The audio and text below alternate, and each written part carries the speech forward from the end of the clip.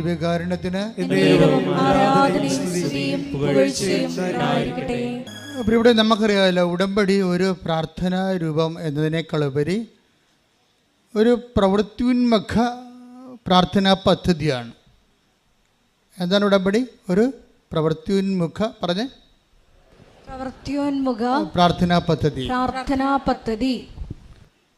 അപ്പോൾ ഇതൊരു പ്രാർത്ഥനാ പദ്ധതിയാണ്, അല്ലെങ്കിൽ ഒരു പ്രവൃത്തിയുന്മുഖ പ്രാർത്ഥനയാണ്.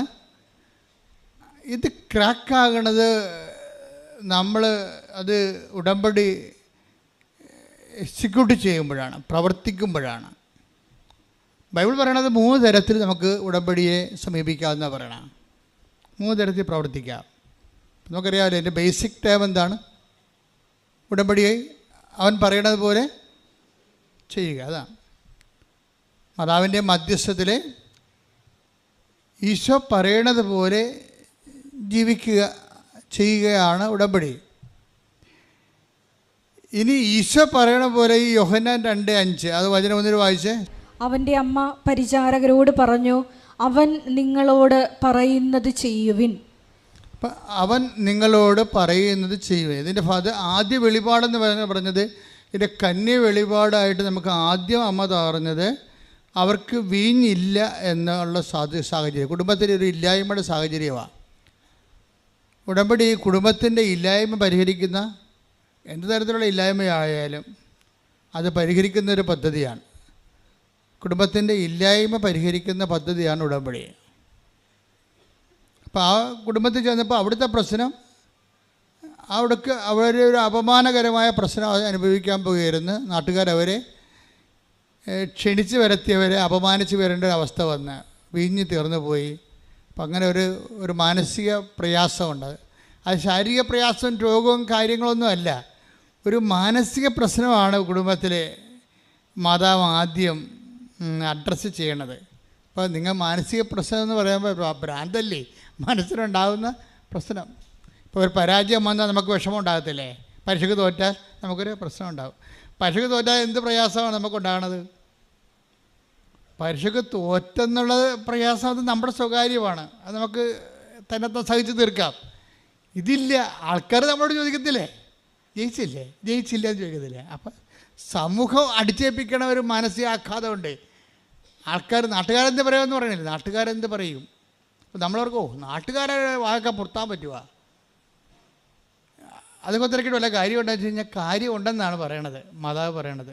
നാട്ടുകാർ നിങ്ങളെക്കുറിച്ച് എന്തെങ്കിലും പറഞ്ഞാൽ, നിങ്ങളുടെ ഈ ആൾക്കാരെന്താ നാട് വിട്ടു പോയെന്ന് പറയണത്, ആ നാട്ടിൽ ജീവിക്കാൻ പറ്റാത്ത സാഹചര്യം വരുമ്പോൾ അവരുടെ അഡ്രസ്സ് പോകും. മനുഷ്യന് ഏറ്റവും പ്രധാനപ്പെട്ടതാണ് അവരുടെ അഡ്രസ്സെന്ന് പറയണത്. നമ്മുടെ നാട്ടിൽ ജീവിക്കാൻ പറ്റാത്ത നമ്മുടെ ഫെയിം പോയാൽ നമ്മളെക്കുറിച്ച് വിലയില്ലേ, വിലയും നിലയും എന്നൊക്കെ പറയത്തില്ലേ? ആൾക്കാർ ഇതിനു വേണ്ടിയല്ലേ ജീവിക്കണത്, ഇവരെ വിലയും നിലയൊക്കെ. അപ്പോൾ എന്തിനാണ് വിലയും നിലയും ഒക്കെ ആൾക്കാർ ഉണ്ടാക്കണത്? അത് ആണ് നമ്മുടെ ഒരു ഭൗതിക സാഹചര്യമാണത്. നമ്മൾ മനുഷ്യരായ മാത്രം പോരാ, നമുക്കൊരു വിലയുണ്ടാകണം, പിന്നെന്താണ്, ഒരു നിലയുണ്ടാകണം. അപ്പോൾ ഇവിടെ വിലയും നിലയും പോകാൻ പോണ അവസ്ഥയാണ്. നാട്ടുകാരവരെ ഈ കനായിലെ കുടുംബത്തിൽ വീഞ്ഞു തീർന്നു പോകുമ്പോൾ അവിടെ വില പോകുന്നു, അവിടെ നില പോകുന്നു. പക്ഷേ നിൻ്റെ വിലയും നിലയും പോയാൽ അത് മനസ്സിലാക്കുന്നത് ആരായിരിക്കും? അമ്മയായിരിക്കും. അതാണ് ഉടമ്പടി. ഉടമ്പടി നിൻ്റെ നഷ്ടപ്പെട്ടു പോയ വിലയും നിലയും പരിശുദ്ധ അമ്മയിലൂടെ ദൈവം നിനക്ക് തിരിച്ചു തരാൻ പോകുന്നു. കൈയടിച്ച് ശ്രദ്ധിക്കട്ടെ. എന്തുമാത്രം മനുഷ്യരാണ് ഞങ്ങൾ നഷ്ടപ്പെട്ടു പോയ വിലയും ഞങ്ങൾ നഷ്ടപ്പെട്ടു പോയ നിലയും ഞങ്ങൾക്ക് അമ്മ തിരിച്ചു തന്നുവെന്ന് നമ്മുടെ സാക്ഷ്യപീഠത്തെ വന്ന് പറയണത്. എല്ലാ ദിവസവും പറയുകയല്ലേ ആൾക്കാരെ? എല്ലാ ദിവസവും ഇങ്ങനെ മാറി മാറി ആൾക്കാർ വന്ന് പറയുക, ഞങ്ങൾ നഷ്ടപ്പെട്ടു പോയ വില, ഞങ്ങൾ നഷ്ടപ്പെട്ടു പോയ നില അമ്മ ഞങ്ങൾക്ക് തിരിച്ചു തന്നു വന്നു. അപ്പം നമുക്കും പ്രത്യാശിക്കാം, നാളെയോ മറ്റന്നാളോ നിങ്ങളും നിങ്ങളുടെ വില നിലയും തിരിച്ചെടുത്തുകൊണ്ട് ദൈവം തിരിച്ചു തന്നുകൊണ്ട് നിങ്ങൾക്ക് ദൈവത്തെ സ്തുതിക്കാൻ പറ്റണം. അത് ഓർത്തുകൊണ്ട് സ്തുതിക്കട്ടെ. ഹല്ലേലൂയ, ഹല്ലേലൂയ, ഹല്ലേലൂയ, ഹല്ലേലൂയ,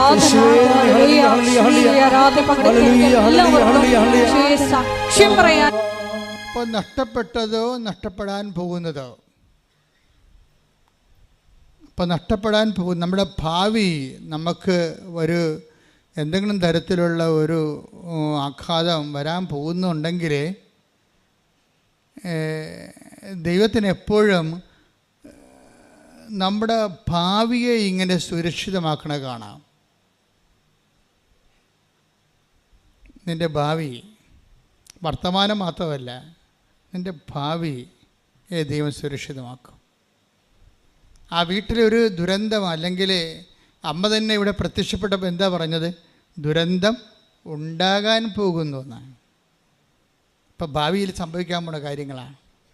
അത് വ്യക്തിയായാലും ശരി, രാജ്യമായാലും ശരി, ഇനി ഭൂലോകം ആസകരമായാലും ശരി, വരാൻ പോകുന്ന ദുരന്തത്തെ പ്രതിരോധിക്കാൻ കൂടി ദൈവം അമ്മയ്ക്ക് ഉത്തരവാദിത്തം കൊടുത്തിട്ടുണ്ട്. അതുകൊണ്ട് നാളെ നിനക്കുണ്ടാകാൻ പോകുന്ന ദുരന്തങ്ങളെ, ദുഃഖങ്ങളെ അമ്മ ഇന്ന് പരിഹരിക്കുന്നതിൻ്റെ പേരാണ് ഉടമ്പടി. ശ്രുതികട ഹല്ലേലൂയ.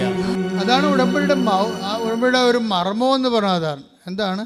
അവൻ പറയുന്നത് പോലെ സ്വരത്തിൽ പറഞ്ഞേ ചെയ്യുവിൻ. ഇത് പുതിയ തലമുറയ്ക്ക് എന്നാ പറ്റി? പണ്ടൊക്കെ ആൾക്കാർ എന്തൊരു ഇടിമുഴക്കം പോലെ ആയിരിക്കും പറയണത്. ഞാൻ ചോദിക്കുന്നതൊക്കെ മറുപടി പറയുമായിരുന്നു. ഇപ്പോഴത്തെ ആൾക്കാർ ഞാൻ ചോദിക്കുന്ന ഉടമ്പടിയെക്കുറിച്ചുള്ള സാക്ഷരത നിങ്ങൾക്ക് കുറവാണ്. രണ്ട് കാര്യങ്ങൾ നിങ്ങൾ ചെയ്യണം. ഒന്ന്, പഴയ അച്ഛൻ്റെ ടോക്കുകളെല്ലാം കേൾക്കണം.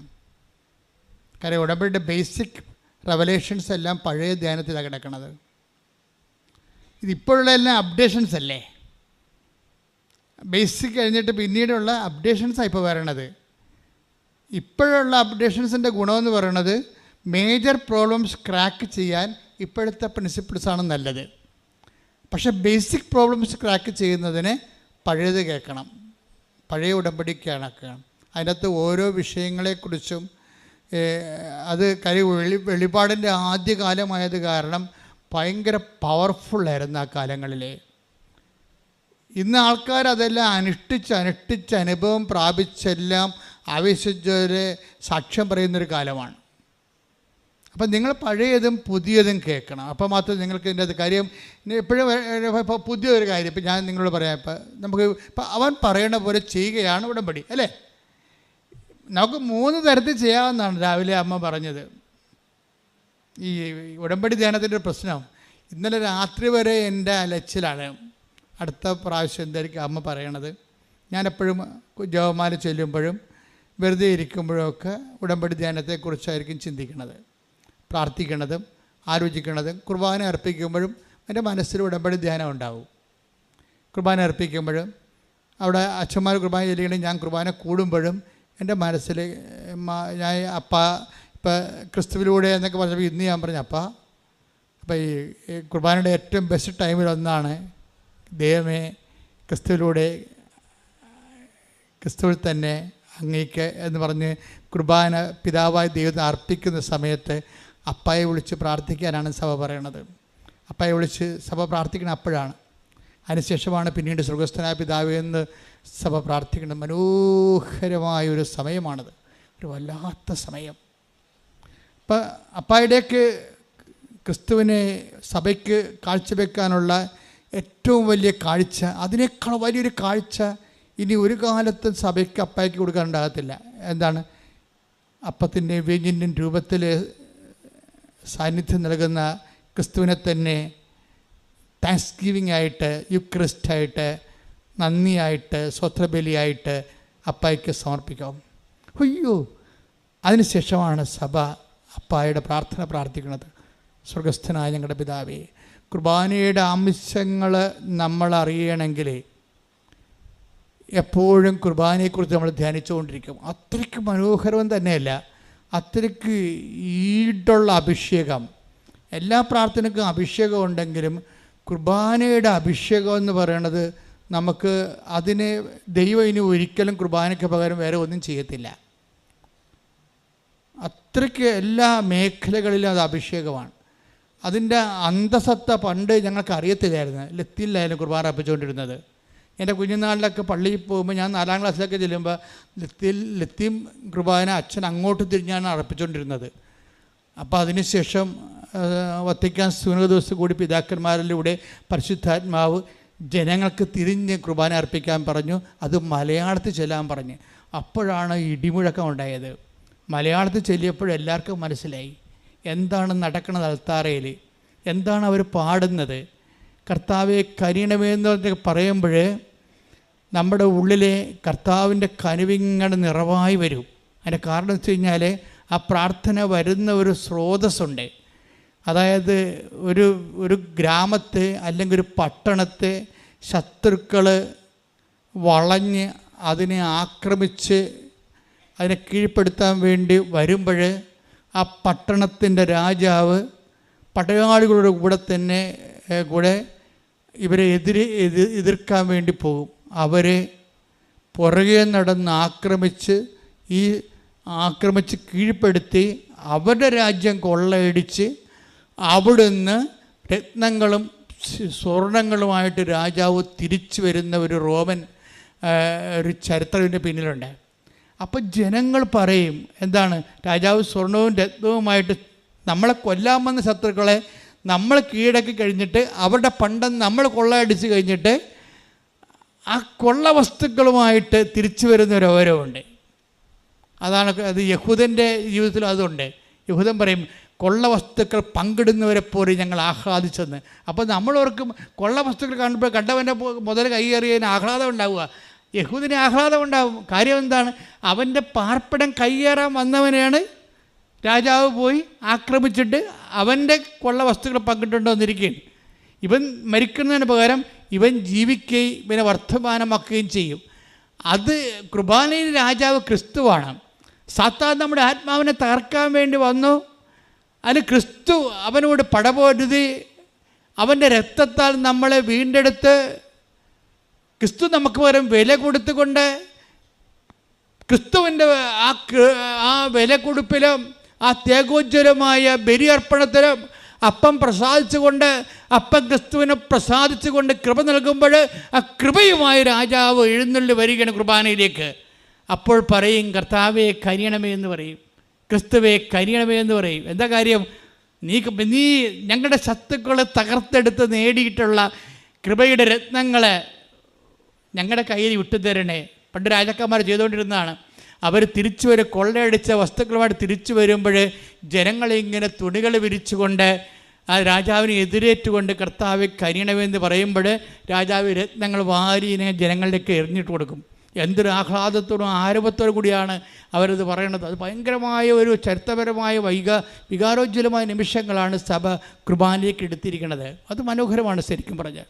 അങ്ങനെ കുർബാനയുടെ ഓരോ ഭാഗങ്ങളും നമ്മൾ ചിന്തിച്ചാലോചിച്ച് പ്രാർത്ഥിച്ചാൽ ത്രില്ലടിക്കും നമുക്ക്.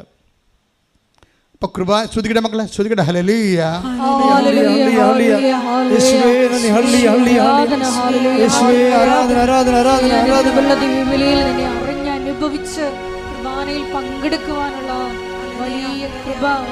ഒരുമിച്ച് പാടാം. ശ്രുതികട ഹല്ലേലൂയ. ഇതുപോലെ എല്ലാ ലിറ്റർജിക്കലായിട്ടുള്ള ആരാധനാക്രമ സംബന്ധമായ എല്ലാ വിഷയങ്ങളോടും നമുക്ക് സാങ്കേതിക ജ്ഞാനമല്ല വേണ്ടത്.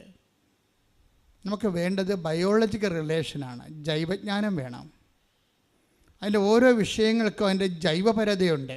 അത് സ്പന്ദിക്കുന്നുണ്ട്. വികാരജ്വലമാണ് അതിൻ്റെ എല്ലാം. കുർബാനയൊക്കെ കർത്താവ് പാപത്തിൻ്റെ പരിഹാരമായിട്ട് ദൈവം കണ്ട നീതിയുടെ ഏറ്റവും വലിയ കാഴ്ചയാണ്. തന്നെ മുറിച്ച് കൊടുക്കേണ്ടി വന്നാൽ ആ അറ്റം വരെ പോയിക്കൊണ്ട് അത് ചെയ്തുകൊണ്ട് നിന്നെ സ്നേഹിക്കണം. ദൈവത്തിൻ്റെ സ്നേഹത്തിൻ്റെ ഹൃദയത്തിൻ്റെ സ്പന്ദനമാണ് കുർബാന. ശ്രുതികട ഹല്ലേലൂയ.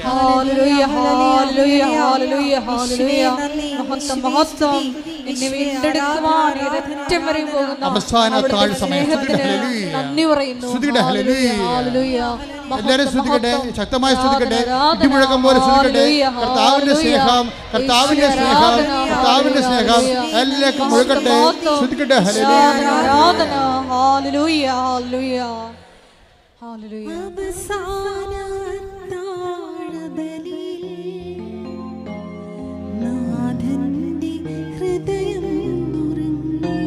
ഒരുമിച്ച് പാടുക. ആരാധന, ഹല്ലേലൂയ. ഈശോയെ ഞങ്ങൾ കുർബാന അഭിഷേകം നൽകണമേ. കുർബാന പോലും ശരിക്കും പരിശുദ്ധ കുർബാന പോലും എന്താണ്? കവനൻ്റാണ്, ഉടമ്പടിയാണ്. ഉടമ്പടി ഒരു പെർഫെക്റ്റ് ആൻഡ് പവർഫുൾ ഫോർമുലയാണ്. നിങ്ങളത് എങ്ങനെ അനുഷ്ഠിക്കുന്നു എന്നതാണ്. ഇപ്പോൾ കുർബാന തന്നെ എത്രയോ പേര് അനുഷ്ഠിക്കുന്ന വ്യത്യസ്തമായ അനുഭവങ്ങളല്ലേ. അതാണ് അച്ഛൻ ആദ്യമേ പറഞ്ഞത്. നിങ്ങളുടെ അറിവിന് ആനുപാതികമായിരിക്കും നിങ്ങളുടെ അനുഭവം. അറിവിന് ആനുപാതികമായിരിക്കും. ഉടമ്പടിയും അങ്ങനെ തന്നെയാണ്. ഉടമ്പടിയിൽ നിങ്ങൾക്ക് എന്ത് അറിവുണ്ട് അതനുസരിച്ച് അത് കറക്റ്റാകത്തുള്ളൂ. ഉടമ്പടിയെക്കുറിച്ച് നിങ്ങൾക്ക് അറിവില്ല, നിങ്ങൾ ഉടമ്പടി ധ്യാനം കൂടുന്നില്ല. 2 കൊല്ലമായിട്ട് ഉടമ്പടി ധ്യാനം കൂടാത്ത ആൾക്കാരൊക്കെ അച്ഛനെ കാണാൻ വേണ്ടി ചീട്ടും കൊണ്ടുവരും. ഇന്നലെ ഒരു ചേട്ടാ വന്നായിരുന്നു. അപ്പോൾ ഞാൻ ചോദിച്ചു, ഇത് തൻ്റെ ഉടമ്പടി അല്ലല്ലോ എന്ന് പറഞ്ഞു. അല്ല, ഭാര്യയുടേതാണ്. പിന്നെ അതാ സംഭവം. അയാളുടെ മുഖത്തിൽ നോക്കുമ്പോൾ അറിയാം അയാൾക്ക് ഉടമ്പടിയായിട്ട് ബന്ധമില്ലെന്ന്. ഒന്നും ചെയ്തില്ല. കാര്യം ഞാൻ അവിടെ കുടുംബമല്ലേ ഉടമ്പടി എടുത്ത്, ഭാര്യയല്ലേ ഉടമ്പടി എടുത്തിരിക്കണത്. അപ്പോൾ ഭർത്താവിന് അവകാശമുണ്ട്. പക്ഷെ അങ്ങനെ ഒരു അവകാശം പോരാ, അതൊരു സാങ്കേതികമായ അവകാശമാണ്. നിങ്ങൾക്കൊരു ബയോളജിക്കൽ റിലേഷൻ വേണം ഉടമ്പടിയുമായിട്ട്. ഇപ്പം ത്രേസിക്കുട്ടി എന്ന് പറഞ്ഞൊരു മോള് സാക്ഷ്യം പറഞ്ഞ് അവിടെ വീട്ടിൽ എല്ലാവരും ഉടമ്പടി എടുത്തിട്ടുണ്ട്. ത്രേസിക്കുട്ടിയുടെ വിഷയം കുറച്ചുകൂടി സീരിയസ് ആയത് കാരണം അവർക്ക് എല്ലാവർക്കും തന്നെ ഉടമ്പടി എടുക്കാനുള്ള അഭിഷേകം കിട്ടിയ കാരണം എല്ലാവരും ഉടമ്പടി എടുത്തു. ഭർത്താവിന് ഉടമ്പടി എടുത്തില്ലെങ്കിൽ വൈഫ് ചോദിക്കണം, എടോ താൻ എന്താണ് കർത്താവിനോട് പറഞ്ഞത്, അമ്മയോട് മധ്യസ്ഥ നിർത്തിക്കൊണ്ട് താൻ എന്തൊക്കെയാണ് ഏറ്റത് എന്ന് ചോദിക്കണം. അങ്ങോട്ടും ഇങ്ങോട്ടും ചോദിച്ചിട്ട് അത് മനസ്സിലാക്കിയിട്ട് ആ അറിവിന് ആനുപാതികമായിട്ടാണ് എല്ലാവരും ജീവിക്കണമെങ്കിൽ ഒറ്റ ഉടമ്പടിക്ക് എല്ലാവരും ഉടമ്പടി എടുത്ത പോലെയാകും. അതാണ് ഏറ്റവും മാതൃകാപരമായ സംഭവം. ഞാൻ പറഞ്ഞു, ഒരു വീട്ടിൽ ഒരു കാശ് രൂപ മതി ശരിക്കും പറഞ്ഞാൽ. പിന്നെ ബാക്കിയുടെ അച്ഛൻ കാണാൻ വരുമ്പോൾ കാശ് രൂപ വേറെ കൊടുക്കുന്നുണ്ട്, ഞാൻ തന്നെ കൊടുക്കുന്നുണ്ട് കാണാൻ വരുമ്പോൾ, ഇല്ലേ? ഇപ്പം അത് രണ്ട് കാശ് രൂപ നമുക്ക് കിട്ടണത്. നിങ്ങൾ അതായത് ഇവിടെ വെഞ്ചരിച്ച് വെച്ചിരിക്കണ, ഇവിടെ അകത്ത് നമ്മുടെ സ്റ്റോളിൽ കിടക്കണ എല്ലാം വെഞ്ചരിച്ച് വെച്ചതാണ്. ഉടമ്പടിയിൽ അച്ഛൻ ആൾക്കാരെ വരുമ്പോൾ ഞാൻ ആ പെർട്ടിക്കുലർ സബ്ജക്റ്റ് ഫോക്കസ് ചെയ്തുകൊണ്ട് സ്പെഷ്യലായിട്ട് അത് ബ്ലെസ് ചെയ്യും. ഉടമ്പടി കാശുരൂപം എന്ന് പറയണത് സർവസ്പർശിയായിട്ട് ദൈവത്തിൻ്റെ പ്രമാണമായിട്ട് നീ ഉടമ്പടി എടുത്ത ബന്ധമാണത്. അത് ആക്ടിവേറ്റ് ചെയ്യണത് വിശ്വാസ പ്രമാണത്തിലാണ് ആക്ടിവേറ്റ് ചെയ്യണത്. അത് ഏത് കാലത്തും അത് വർക്കൗട്ട് ചെയ്യും. അതുകൊണ്ടാണ് ഉടമ്പടി കാശുരൂപം മിസ്സാകരുത്, ട്രാൻസ്ഫർ ചെയ്യരുതെന്ന് പറയും. കാര്യം ട്രാൻസ്ഫർ ചെയ്യാൻ മറ്റവർക്ക് അർഹതയില്ല. നിൻ്റെ മകളാണ്, അവർ യാത്രയാണ്, ഉടമ്പടി കാശിന് നീ കൊടുക്കരുത്. കാരണം അവൾക്കത് ഉടമ്പടി എടുത്തിട്ടില്ലെങ്കിൽ അത് പിടിക്കാനുള്ള അർഹത അവൾക്കില്ല. അതതിൻ്റെ സംഭവം. പിന്നെ ഉടമ്പടി കാശിന് നിങ്ങൾക്ക് നഷ്ടപ്പെട്ടു പോയാൽ, ഇൻ കേസ് ചിലർക്ക് നഷ്ടപ്പെട്ടു പോരെ, അപ്പോൾ പണ്ടത് ഞങ്ങൾ അഡ്മയർ ചെയ്യുമായിരുന്നു, ഇപ്പം അത് വിശ്വസിക്കുന്നില്ല. കാര്യം നഷ്ടപ്പെട്ടു പോയാൽ നിങ്ങൾ പറയും, ഇനി നിങ്ങൾക്ക് ഉടമ്പടി കാശുമില്ല, നിങ്ങൾക്കത് കാശുമില്ല തുടരാൻ പറ്റും, പക്ഷേ കാശ് വേണമെന്നുണ്ടെങ്കിൽ വേറെ ഉടമ്പടി എടുക്കാൻ പറയും. എന്താ കാര്യം? ആ ഉടമ്പടി കാശുരൂപമാണ് ഇതിൻ്റെ അകത്ത് മെയിനായിട്ടുള്ള മർമ്മം എന്ന് പറയണത്, ഉടമ്പടി തൈലവും. അപ്പോൾ അത് ഈ വിഷയം രണ്ടും വേറെ കിട്ടത്തില്ല. എപ്പോഴും നമ്മൾ ശ്രദ്ധിക്കണം. ഈ നേർച്ച വസ്തുക്കളൊക്കെ ഉപയോഗിക്കുമ്പോൾ ഇപ്പോൾ ഉടമ്പടി തൈലം നിനക്ക് പാസ് ചെയ്യാമൊക്കെ പറ്റും, ആൾക്കാർക്ക് കൊടുക്കാൻ. നിനക്ക് ഉടമ്പടി എടുത്തിട്ടുള്ള വ്യക്തിയാണെങ്കിൽ നിനക്ക് ആൾക്കാർക്ക് അത് അപ്ലൈ ചെയ്യാൻ പറ്റും. കാര്യം നീയല്ലേ ഉടമ്പടി എടുത്തിരിക്കണത്. കൊടുത്തുവിടുക എന്നൊക്കെ പറഞ്ഞു കഴിഞ്ഞാൽ അതെന്തുമാത്രം വർക്കൗട്ട് ചെയ്യുന്ന അറിയത്തില്ല. കാര്യം ഇതെല്ലാം വർക്കൗട്ട് ചെയ്യണത് ഉടമ്പടി ബേസ്ഡിലാണ് വർക്ക് ചെയ്യണത്. നീ ദൈവം നീ ചെയ്തിട്ടുള്ള ഉടമ്പടിയിൽ നിനക്കുള്ള കപ്പാസിറ്റി, കവനൻ്റ് കപ്പാസിറ്റി ഉണ്ട്. ആ കവനൻ്റ് കപ്പാസിറ്റി ഇല്ലാത്ത ആൾക്കാരെ അതെങ്ങനെ യൂസ് ചെയ്യണമെന്ന് നമുക്കറിയത്തില്ല. അപ്പം അതുകൊണ്ട് നിനക്കിപ്പോൾ രോഗികളെ കാണാം, നിനക്ക് അപ്ലൈ ചെയ്യാം. കാരണം നീ കർത്താവിൻ്റെ ഉടമ്പടിയിലുള്ള ആളാണ്. ഉടമ്പടി ഉണ്ടെന്ന് പറഞ്ഞ സ്റ്റാറ്റസാണ് ശരിക്കും പറഞ്ഞാൽ. ക്രിസ്ത്യൻ സ്റ്റാറ്റസിലെ ഏറ്റവും പോപ്പുലർ സ്റ്റാറ്റസ് എന്ന് പറയുന്നത് ഒരു സാക്രമെൻ്റ് സ്റ്റാറ്റസിനേക്കാൾ സാക്രമെൻ്റ് സ്റ്റാറ്റസ് ഒരു പ്രത്യേക ദൈവ വിളിക്ക് വേണ്ടിയുള്ളതാണ് സാക്രമെൻ്റ് സ്റ്റാറ്റസ്. ഉടമ്പടിയിലുള്ള കവനൻ്റ് സ്റ്റാറ്റസ് ഒരു പ്രത്യേക വിളിക്കല്ല, എല്ലാ വിളിയെയും സ്പർശിക്കുന്നതാണ്, എല്ലാ സാഹചര്യങ്ങളെയും സ്പർശിക്കുന്നതാണ്, എല്ലാ സിറ്റുവേഷനിലും നീ അനുഭവിക്കുന്ന സങ്കടങ്ങളെ അഡ്രസ്സ് ചെയ്യുന്നതാണ് കവനൻ്റ് സ്റ്റാറ്റസ് എന്ന് പറയുന്നത്. അതുകൊണ്ടാണ് ആ സ്റ്റാറ്റസ് പോകാതിരിക്കാൻ വേണ്ടി 2 ആഴ്ചയിൽ ഒരിക്കൽ നീ കുമ്പസാരിക്കണം എന്നൊക്കെ പറയും. കാര്യം 2 നീ നിൻ്റെ കാരുണ്യ പ്രവൃത്തികളിലും അപ്പോസ്തല പ്രവൃത്തികളിലും നീ വളരെ ഫ്രഷ് ആയിരിക്കണമെന്ന് പറയും. അപ്പോസ്തല പ്രവർത്തനം കാരുണ്യ പ്രവൃത്തിയും ഉടമ്പടിയിൽ ഒരാളെ സ്റ്റാറ്റസ് കോ മെയിൻറ്റെയിൻ ചെയ്യണതിന് സഹായിക്കും. അവൻ്റെ ഉടമ്പടി കൃപാപരമില്ലേ, അതിൻ്റെ നിലനിൽപ്പ് സംരക്ഷിക്കുന്നതിന് സഹായിക്കുന്നതാണ് അപ്പോസ്തല പ്രവർത്തനങ്ങൾ. നമ്മളതിനെ സുവിശേഷ വേല എന്നൊക്കെ പറയും. പത്രം കൊടുക്കണില്ലേ, അത് അപ്പോസ്തല പ്രവർത്തനം. നിങ്ങൾക്ക് പ്രസംഗിക്കാൻ അറിയാൻ പാലാത്തത് കൊണ്ടാണ് 10,000 മനുഷ്യരുടെ സാക്ഷ്യങ്ങൾ നിങ്ങൾ കൈമാറുന്നത്. പ്രസംഗിക്കാൻ അറിയാൻ പാടില്ലാത്തവർക്ക് പത്രം മേടിച്ച് കൊടുക്കും നമുക്ക് പ്രസംഗിക്കാൻ അറിയത്തില്ല. പ്രസംഗിക്കണമെങ്കിലും അതുപോലെ പ്രസംഗിക്കാൻ അറിയാവുന്നവർക്ക് നല്ലതാണ്. ചിലർ പ്രസംഗിക്കുകയും ചെയ്യുന്നുണ്ട്, ചിലർ പത്രം കൊടുക്കും, പ്രസംഗിക്കുകയും ചെയ്യും, അവരോട് സംസാരിക്കുകയും ചെയ്യും. അതാണ് അപ്പോസ്തല പ്രവർത്തനം എന്ന് പറയണത്. അപ്പോസ്തല പ്രവർത്തനം നീ പത്രം കൊടുക്കുകയും സംസാരിക്കുകയും ചെയ്യണമെങ്കിൽ ഇപ്പോൾ ഈ തെരേസ്യക്കുട്ടിയുടെ സാക്ഷ്യം അതാണ്. വയനാടത്തെ മാനന്തവാടി കത്തിൽ രൂപത കരുതിയ തെരേസ്യക്കുട്ടി പറയണത്, ഞാൻ കല്യാണം ക്ഷണിക്കാൻ പോയപ്പോൾ പോലും കല്യാണക്കുറിയുടെ കൂടെ അത്രയും തന്നെ പത്രം കൊണ്ടുപോയെന്നാണ് പറയണം. കല്യാണക്കുറി കൊടുക്കണ വീട്ടിലെല്ലാം പത്രം കൊടുത്തിട്ട് സംസാരിക്കും ഞാൻ അവരോട്. പോരെ, കല്യാണം ക്ഷണിക്കാൻ പോവുകയാണേ. ആൾക്കാർ എന്തുമാത്രം മാറ്റമാണ് മാറണമെന്ന് നോക്കിയേ. കല്യാണക്കുറിയുടെ കൂടെ പത്രം കൊണ്ട് കൊടുക്കും. ഇതിന് പത്രം കൊടുത്തിട്ട് ഞാൻ മകളുടെ കല്യാണമല്ല പറയണത്, അത് നിങ്ങൾ വരണം തീർച്ചയായിട്ടും. പിന്നെ പറയണത് എന്താണ്? ഉടമ്പടിയെക്കുറിച്ചാണ് പറയണേ. കല്യാണം ക്ഷണിക്കാൻ പോണ അമ്മ, മകൻ്റെ കല്യാണം ക്ഷണിക്കാൻ പോകുന്ന അമ്മ ക്ഷണിക്കണ വീട്ടിൽ ഉടമ്പടിയെക്കുറിച്ചും കൃപാസനത്തെക്കുറിച്ചും മാതാവിനെക്കുറിച്ചും പറയണമെങ്കിൽ അതിൻ്റെ പേരാണ് അപ്പോസ്തല പ്രവർത്തനം എന്ന് പറയുന്നത്.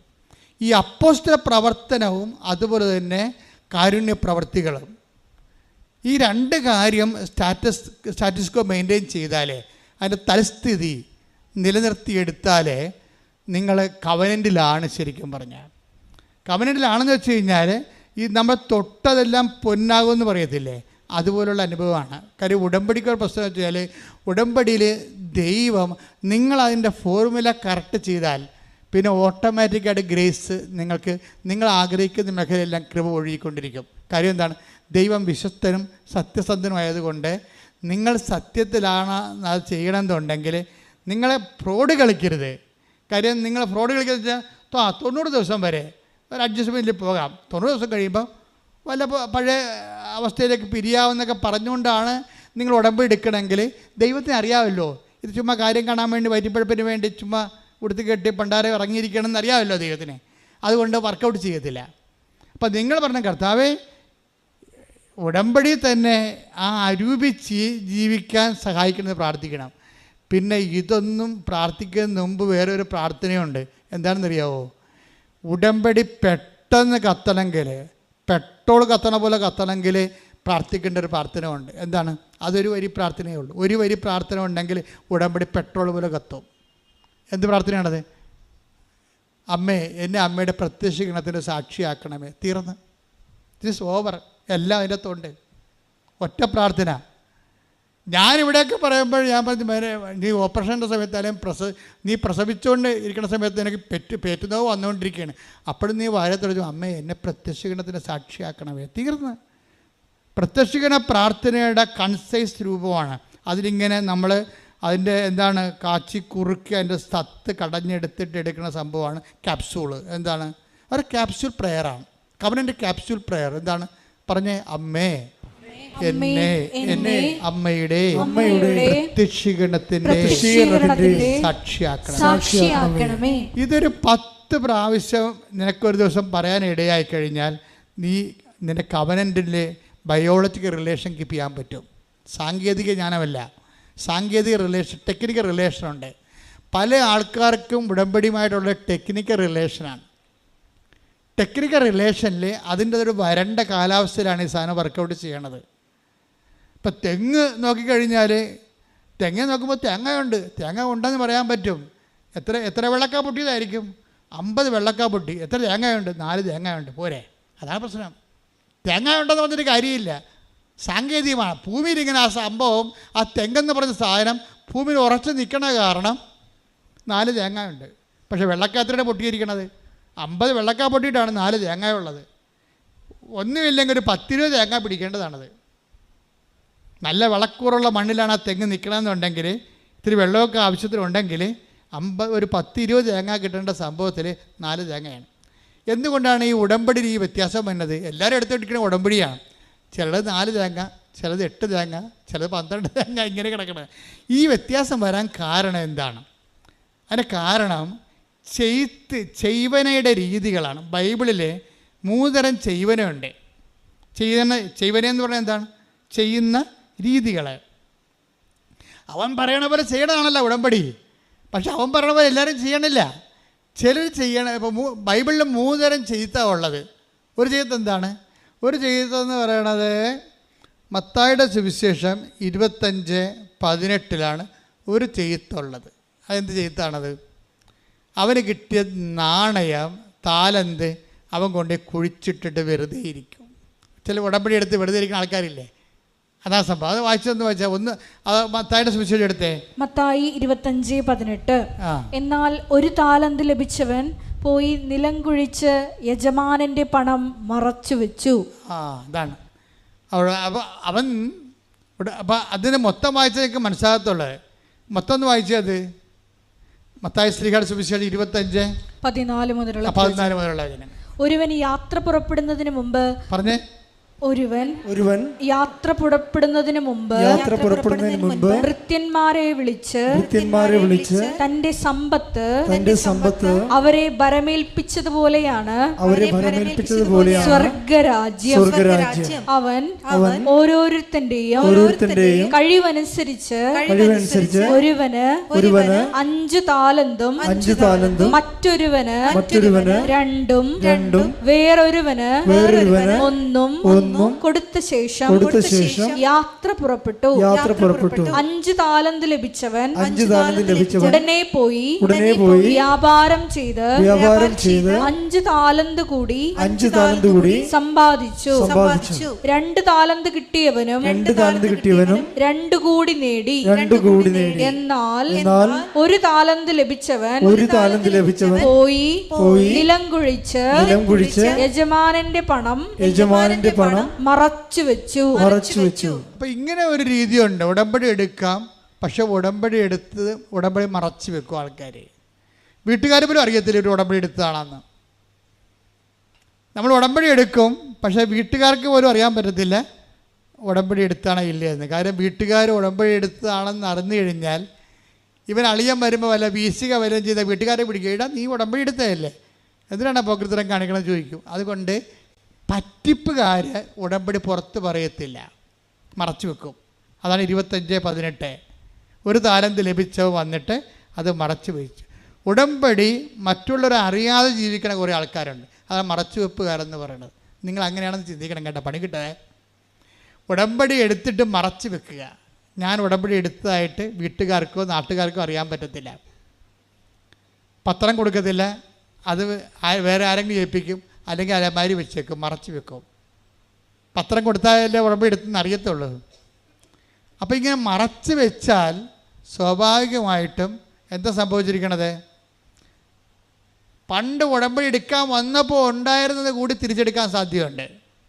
25 വായിച്ചേ. മത്തായി 25:25. അതിനാൽ ഞാൻ ഭയപ്പെട്ട് നിന്റെ താലന്ത് മണ്ണിൽ മറച്ചു വെച്ചു. ഉടമ്പടി മറച്ചു വെച്ച കക്ഷികളാണ്. ഇതാ നിന്റേത് എടുത്തുകൊള്ളുക. യജമാനൻ പറഞ്ഞു ദുഷ്ടനും മടിയനുമായ വൃത്യ. ഉടമ്പടി എടുത്തിട്ട് മറച്ചു വെക്കുകയോ പത്രം കൊടുക്കാതിരിക്കുകയോ അലമാരി വെച്ച് പൂട്ടുകയോ ചെയ്താൽ കേൾക്കണ ഇവിടെ കേട്ട ദുഷ്ടനും മടിയനുമായ വൃത്തിയ. ഞാൻ വിതയ്ക്കാത്തിടത്ത് നിന്ന് കൊയ്യുന്നവനും വിതറാത്തിടത്ത് നിന്ന് ശേഖരിക്കുന്നവനും. ഇത്രയും സാഹിത്യമൊന്നും പറയത്തില്ലെങ്കിലും നമ്മൾ തന്നെത്താൻ മനസ്സിൽ പത്രം കൊടുക്കണം, ഇത് ആരെക്കൊണ്ട് പറ്റുമെന്ന് ചോദിക്കും. മനസ്സിലായില്ലേ? ഇതാണ് സംഭവം. അതായത് വിതക്കാത്തിടത്ത് നിന്ന് കൊയ്യുന്നവനും വിതറാത്തിടത്ത് നിന്ന് ശേഖരിക്കുന്നതിനുമായ ആണെന്ന് നീ മനസ്സിലാക്കിയിരുന്നല്ലോ. അപ്പോൾ ഇതാ സംഭവം. ഉടമ്പടി എടുത്തിട്ട് ആക്ടിവേറ്റ് ചെയ്യാത്ത ആൾക്കാരുണ്ട്. അതാണ് ഒരു ഘടകം ആൾക്കാർ. അപ്പോൾ അവർക്ക് അവരുടെ ബ്രാൻഡ് ചെയ്തിരിക്കുന്നത് എന്താണ്? ദുഷ്ടനും മടിയനുമായ വൃത്തിയ. അതുകൂടി എടുത്തിട്ട് അവൻ്റെ കൃപ കൂടി ഉണ്ടായിരുന്ന കൃപ കൂടി എടുത്തു മാറ്റും. എപ്പോഴും നമ്മൾ ശ്രദ്ധിക്കേണ്ടതാണ്. അതാണ് ഞാൻ എപ്പോഴും പറഞ്ഞത്, നിങ്ങൾ ആലപ്പുഴ വന്ന് പണി മേടിക്കുകയെന്ന് പറഞ്ഞൊരു കാര്യം. വീട്ടിൽ കുത്തിയിരിക്കാൻ പാടില്ല. എന്തിനാണ് വണ്ടിക്കാശ് കാണുന്നത്? ആലപ്പുഴ വന്ന് എന്തിനാണ് പണി മേടിക്കണം എന്നൊക്കെ ഞാൻ പച്ചമലയാളത്തിൽ ചോദിക്കുന്ന കാര്യം എന്താണ്? ചില ആൾക്കാർ ടേസ്റ്റ് നോക്കാൻ വേണ്ടി ഉടമ്പടിയുടെ ഉപ്പ് നോക്കാൻ വേണ്ടി വരും. എന്നിട്ട് അവരതൊന്നും ചെയ്യത്തുമില്ല, അത് വീട്ടിൽ ഇതൊക്കെ. അപ്പോൾ എന്തെങ്കിലും വിഷയം ഉണ്ടാകുമ്പോൾ ഉടമ്പടി തൈലം ആലപ്പുഴ പോയപ്പോൾ മാതാവിൻ്റെ ഒക്കെ ഇത് മേടിച്ചാണല്ല, അവിടെ എവിടെയോ കാണും, ഒന്ന് നോക്കിക്ക്. ഇവർ വെച്ച സ്ഥലം പോലും അറിയാൻ പാടില്ല. അവർ അത്ര ഉള്ള വെടുകന്മാർ ഈ സംഭവം എടുത്തിട്ടുണ്ട്. അപ്പം അതുകൊണ്ട് വെറുതെ ആവശ്യമില്ലാതെ ദൈവത്തിനെ പരീക്ഷിക്കരുത്. അതാ മറച്ച് വെക്കുക എന്ന് പറയുന്നത്, ഉടമ്പടി മറച്ച് വെക്കുക. അതിന് കൊടുത്തിരിക്കുന്ന മറുപടി എന്താണ്? ദുഷ്ടഭൃത്യ, ദുഷ്ടനും മടിയനുമായ ഭൃത്യ. അപ്പോൾ ദുഷ്ടനും മടിയനുമായ ആൾക്കാർ, മടിയനെന്ന് പറഞ്ഞാൽ എന്താണ്? പ്രവർത്തിക്കാൻ കഴിവില്ലാതെ പ്രവർത്തിക്കാതിരിക്കുന്നവരെയാണ് മടിയന്മാരെന്ന് പറയണത്. അപ്പം മടിയന്മാർക്കുള്ളതല്ല, എന്നാലും ഉടമ്പടി ആർക്കുള്ളതാണ്? ഉത്സാഹിക്കുള്ളതാണ്. ഒന്ന് കൈപൊക്കിക്കേ. കർത്താവേ, ഉടമ്പടി ആചരിക്കാൻ, ഉടമ്പടി ആഘോഷിക്കാൻ എനിക്ക് ഉത്സാഹം നൽകണമേ. എന്റെ മടി മനസ്സിൽ നിന്നും എന്റെ ശരീരത്തിൽ നിന്നും മടിയെ നീ മാറ്റി അകറ്റണമേ. ശ്രദ്ധിക്കട്ടെ. ഹല്ലേലൂയ.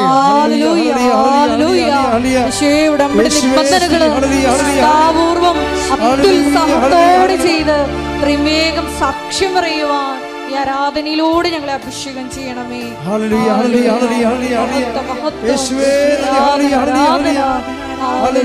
പരമദിവ്യകാരണത്തിന്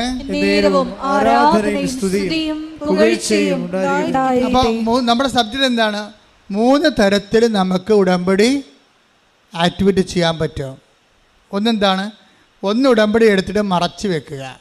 അതാണ് 25-18. രണ്ടാമത്തേത് എന്താണ്? 17-10. ലുക്കാൻ്റെ സുവിശേഷം 17-10. 17-10. ഇതുപോലെ തന്നെ നിങ്ങളും കൽപ്പിക്കപ്പെട്ടവയെല്ലാം ചെയ്തതിന് ശേഷം ഞങ്ങൾ പ്രയോജനമില്ലാത്ത ദാസന്മാരാണ് കടമ നിർവഹിച്ചതേയുള്ളൂ എന്ന് പറയുവിൻ. ഇത് ഒരു പ്രശ്നമാണ്. എന്നുവെച്ചാൽ ഇത് ഒരു ദാസൻ അയാൾ ചെയ്യേണ്ട കാര്യങ്ങൾ മാത്രം ചെയ്യുന്നതുണ്ട്. മറ്റേത് ആദ്യത്തെ കക്ഷി എന്താ ചെയ്തത്? മറച്ചു വെച്ചു, ഒന്നും ചെയ്തില്ല, മടിയനായിട്ടിരുന്ന്. ഇപ്പം ഇയാളെന്താ ചെയ്തിരിക്കണം? 17-10 അയാൾ ഇവിടുന്ന് പറഞ്ഞ കാര്യങ്ങളെല്ലാം ചെയ്തു. രോഗികളെ കാണാമില്ല, ഒരു കുഴപ്പമില്ല. പത്രം കൊടുക്കാമില്ല, പത്രം കൊടുത്ത് പെരുന്നാളിന് നോട്ടീസ് കൊടുക്കാൻ പോലെ ഓരോ പത്രം കൊണ്ട് കൊടുക്കും. കൽപ്പിക്കപ്പെട്ടു, ചെയ്തു, അത്രേ ഉള്ളൂ, തീർന്നല്ലോ. ഇത് ബയോളജിക്കല്ല, ടെക്നിക്കലാണ്.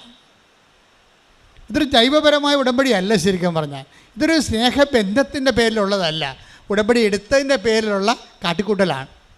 ഉപവസിക്കാമല്ല, ഇത് ഉച്ചയ്ക്ക് ഞാൻ ഭക്ഷണം കഴിക്കണില്ല, തീർന്ന്. ഇങ്ങനെ എന്ത് പറയുന്നു അതനുസരിച്ചിട്ട് സ്നേഹമില്ലാതെ ചെയ്യുക. നിയമം എന്ത് പറയുന്നു, ഉടമ്പടി എന്ത് പറയുന്നു അതനുസരിച്ചിട്ട് ദൈവത്തോട് സ്നേഹമില്ലാതെ നിയമപരമായ ടെക്നിക്കലായിട്ട് സാങ്കേതികമായിട്ട് ഈ വിഷയം അങ്ങനെയുള്ള ഒരു 40% ആൾക്കാരുണ്ട് ഉടമ്പടി എടുത്തിരിക്കുന്നവർ. അവരിതെല്ലാം ചെയ്യും, പക്ഷേ വിത്തൗട്ട് ലവ്. കാര്യം ആ നിയമം തെറ്റിക്കരുതല്ലോ. അല്ലെങ്കിൽ ഇനിയിപ്പോൾ വിളക്കാൻ ചേക്കണ പാണ്ടാകുമോ, ഞാൻ ചെയ്തേക്കാം. വന്ന ആശുപത്രിയിൽ നിന്ന് അമ്മച്ചോടി ചോദിക്കണേ, വല്യമ്മച്ചി വന്നായിരുന്നു. വല്യമ്മ ആശുപത്രിയിലായിരുന്നു. ഇവർക്ക് ആശുപത്രി പോകാൻ കഴിയുകയില്ല. ആശുപത്രി ആകുമ്പോൾ വേണമെങ്കിൽ 2 കിലോമീറ്റർ ഉണ്ടെങ്കിൽ ചിലപ്പോൾ ഈ ഗവൺമെൻറ് ആശുപത്രിയിലാകുമ്പോൾ ഇവിടെ സ്റ്റാറ്റസിന് പറ്റത്തില്ല. വീട്ടിലാണെങ്കിൽ വല്യമ്മച്ചി രോഗിയാണ്, പോയി കണ്ടെന്നായി. അതേസമയം തന്നെ അവരുടെ വീട്ടിൽ നടന്നാൽ പോയി ഒരു ബന്ധുപുറക്കൊരു വിസിറ്റുമായി.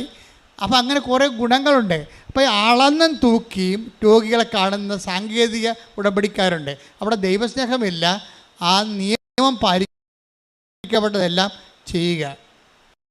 അപ്പോൾ അങ്ങനെ ഒരു 40% പേരുണ്ട്. നിങ്ങൾ ഉടമ്പടി ലാഗാകാൻ കാരണം നിങ്ങളുടെ ഉടമ്പടി ചിലരുടേത് സാങ്കേതിക ഉടമ്പടിയാണ്. അവർ ചെയ്യുന്നില്ലെന്ന് ചോദിച്ചാൽ ചെയ്യുന്നുണ്ട്. അവിടെ ഉടമ്പടി ഇരിക്കണ ഇരിപ്പിൽ തന്നെ വെള്ളയായി, നീലയായി, ഇരിക്കണ ഇരിപ്പിൽ ഉടമ്പടി വെള്ളയായി, വേണമെങ്കിൽ ഉടമ്പടി സിൽവർ ഗ്രേയും ആവും. സാങ്കേതികമായിട്ട് മാറിക്കൊണ്ടിരിക്കും. അവർക്ക് ദൈവസ്നേഹത്തെ വളർച്ചയില്ല. നിയമപരമായി ചെയ്യുകയാണ്. അതാണ് 17-10 കൽപ്പിക്കപ്പെടെല്ലാം ചെയ്തതിന് ശേഷം അങ്ങനെ ഇരിക്കുന്ന ദാസന്മാരാണ്. ഇനി വേറെ ഒരു ദാസനുണ്ട് ബൈബിൾ പറയണം. അതെന്ന് പറയണത് നമ്മുടെ മത്തായി സ്ലീഹയുടെ സുവിശേഷം 5:47 എടുത്തേ. മത്തായി 5:47. മത്തായി 5:47. മത്തായി 5:47.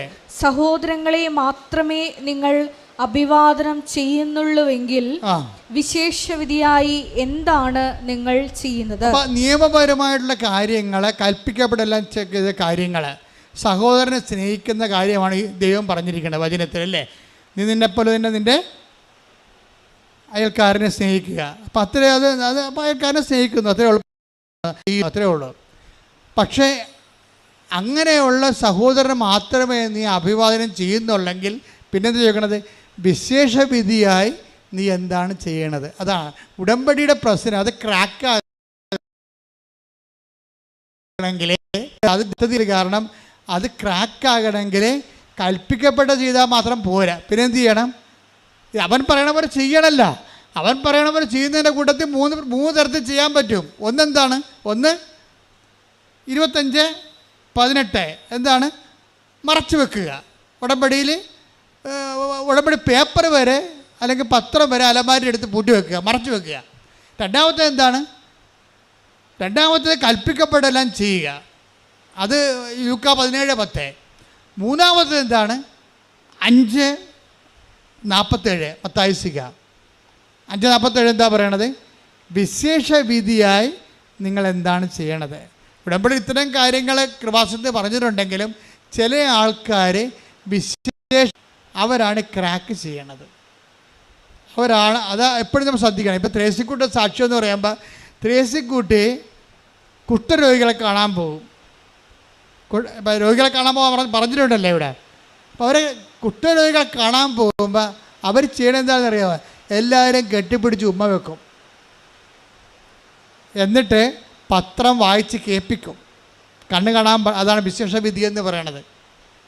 വിഷയം പറ, നമ്മൾ ഇവിടുന്ന് പറഞ്ഞിട്ടില്ല കുഷ്ഠരോഗികളെ പിടിച്ച് കെട്ടിപ്പിടിച്ച് ഉമ്മ വെക്കണമെന്ന് ഞാൻ പറഞ്ഞിട്ടുണ്ടോ? ഇല്ല. പക്ഷേ ത്രേസ്യക്കുട്ടി അത് ചെയ്യുകയാണ്. എന്താ കാര്യം? അവർ ഫോളോ ചെയ്യണത് മത്തായി 5:47 എന്താണ്? വിശേഷവിധിയായിട്ടാണ് ചെയ്യണത്. ഉടമ്പടി പല തരത്തിൽ ചെയ്യാൻ പറ്റും. നിങ്ങൾക്ക് ഉടമ്പടിയിൽ പുരോഗമനം ഉണ്ടാകണമെന്നുണ്ടെങ്കിൽ ദൈവത്തിന് തോന്നണം നിങ്ങൾ ദൈവവുമായിട്ടാണ് ഉടമ്പടി ചെയ്തിരിക്കണത്. അവർ ദൈവസ്നേഹം കൊണ്ട് വിശേഷവിധിയായി ചെയ്തുകൊണ്ടിരിക്കും. അപ്പം വിശേഷവിധിയായി ചെയ്താൽ എന്ത് പറ്റുമെന്ന് ചോദിച്ചാൽ, വിശേഷവിധിയായി ചെയ്തു കഴിഞ്ഞാലുള്ള ഗുണമെന്ന് പറയണത് 1 താലന്ത് 10 ആകും, 2 താലന്ത് 4 ആകും, 5 താലന്തും. ഇപ്പം താലന്തിൻ്റെ കഥ പറയണില്ലേ? താലന്തിൻ്റെ കഥ പറയുമ്പോൾ കർത്താവ് എന്താ പറയണത്? ഒരു യജമാനൻ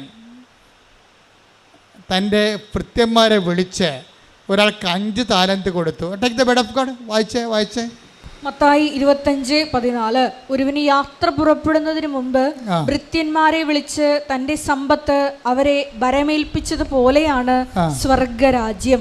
അവൻ ഓരോരുത്തന്റെയും കഴിവനുസരിച്ച് ഒരുവന് 5 താലന്തും മറ്റൊരുവന് 2ഉം വേറൊരുവന് 1ഉം കൊടുത്ത ശേഷം യാത്ര പുറപ്പെട്ടു. Praise the Lord. ഈ യാത്ര പുറപ്പെട്ടുള്ള യജമാനൻ ക്രിസ്തു തന്നെയാണ്. കർത്താവിൻ്റെ അവസാനകാല കഥകളാണിതെല്ലാം. മത്തായി 25 പറയുന്ന കന്യകമാരും അതുപോലെ തന്നെ താലന്തുമെല്ലാം ഈ കർത്താവിൻ്റെ മരണത്തിന് തൊട്ടടുത്ത മാസങ്ങളിൽ പറയുന്ന കഥകളാണ്. കർത്താവ് യാത്ര പുറപ്പെടാൻ പോകുന്നു. കർത്താവിൻ്റെ ഡെത്ത്, പാഷൻ കോൺഷ്യസ് ശക്തമാകുന്നുണ്ട് ശരിക്കും അവസാന കാലമാകുമ്പോൾ. ഇപ്പോൾ കർത്താവിനെ അറിയാൻ പറഞ്ഞതിനെക്കുറിച്ച്, തനിക്ക് സംഭവിക്കാൻ പോകുന്നത് എല്ലാം അറിയാമായിരുന്ന യേശു എന്നൊക്കെ ബൈബിൾ പറയുന്ന ആ അർത്ഥത്തിലാണ്. ഈ കഥകളൊക്കെ പറയുമ്പോൾ തന്നെ അതിൻ്റെ അകത്തൊരു ഡെത്ത് കോൺഷ്യസ് ഉണ്ട്, ഒരു പാഷൻ കോൺഷ്യസ്, തനിക്ക് സംഭവിക്കാൻ പോകുന്നത്. അതുകൊണ്ട് സമ്പത്തെല്ലാം ഏൽപ്പിച്ചിട്ട് യജമാനൻ യാത്ര പുറപ്പെടുകയാണ്. പക്ഷേ യാത്ര പുറപ്പെട്ടാലുള്ള ഗുണം എന്താണ്? ഒരു പോകുകയല്ല, തിരിച്ചു വരും. യജമാനൻ തിരിച്ചു വരും. അതാണ് ഈ ത്രേസ്യക്കുട്ടി സാക്ഷ്യം പറയുമ്പോൾ പറയണത്.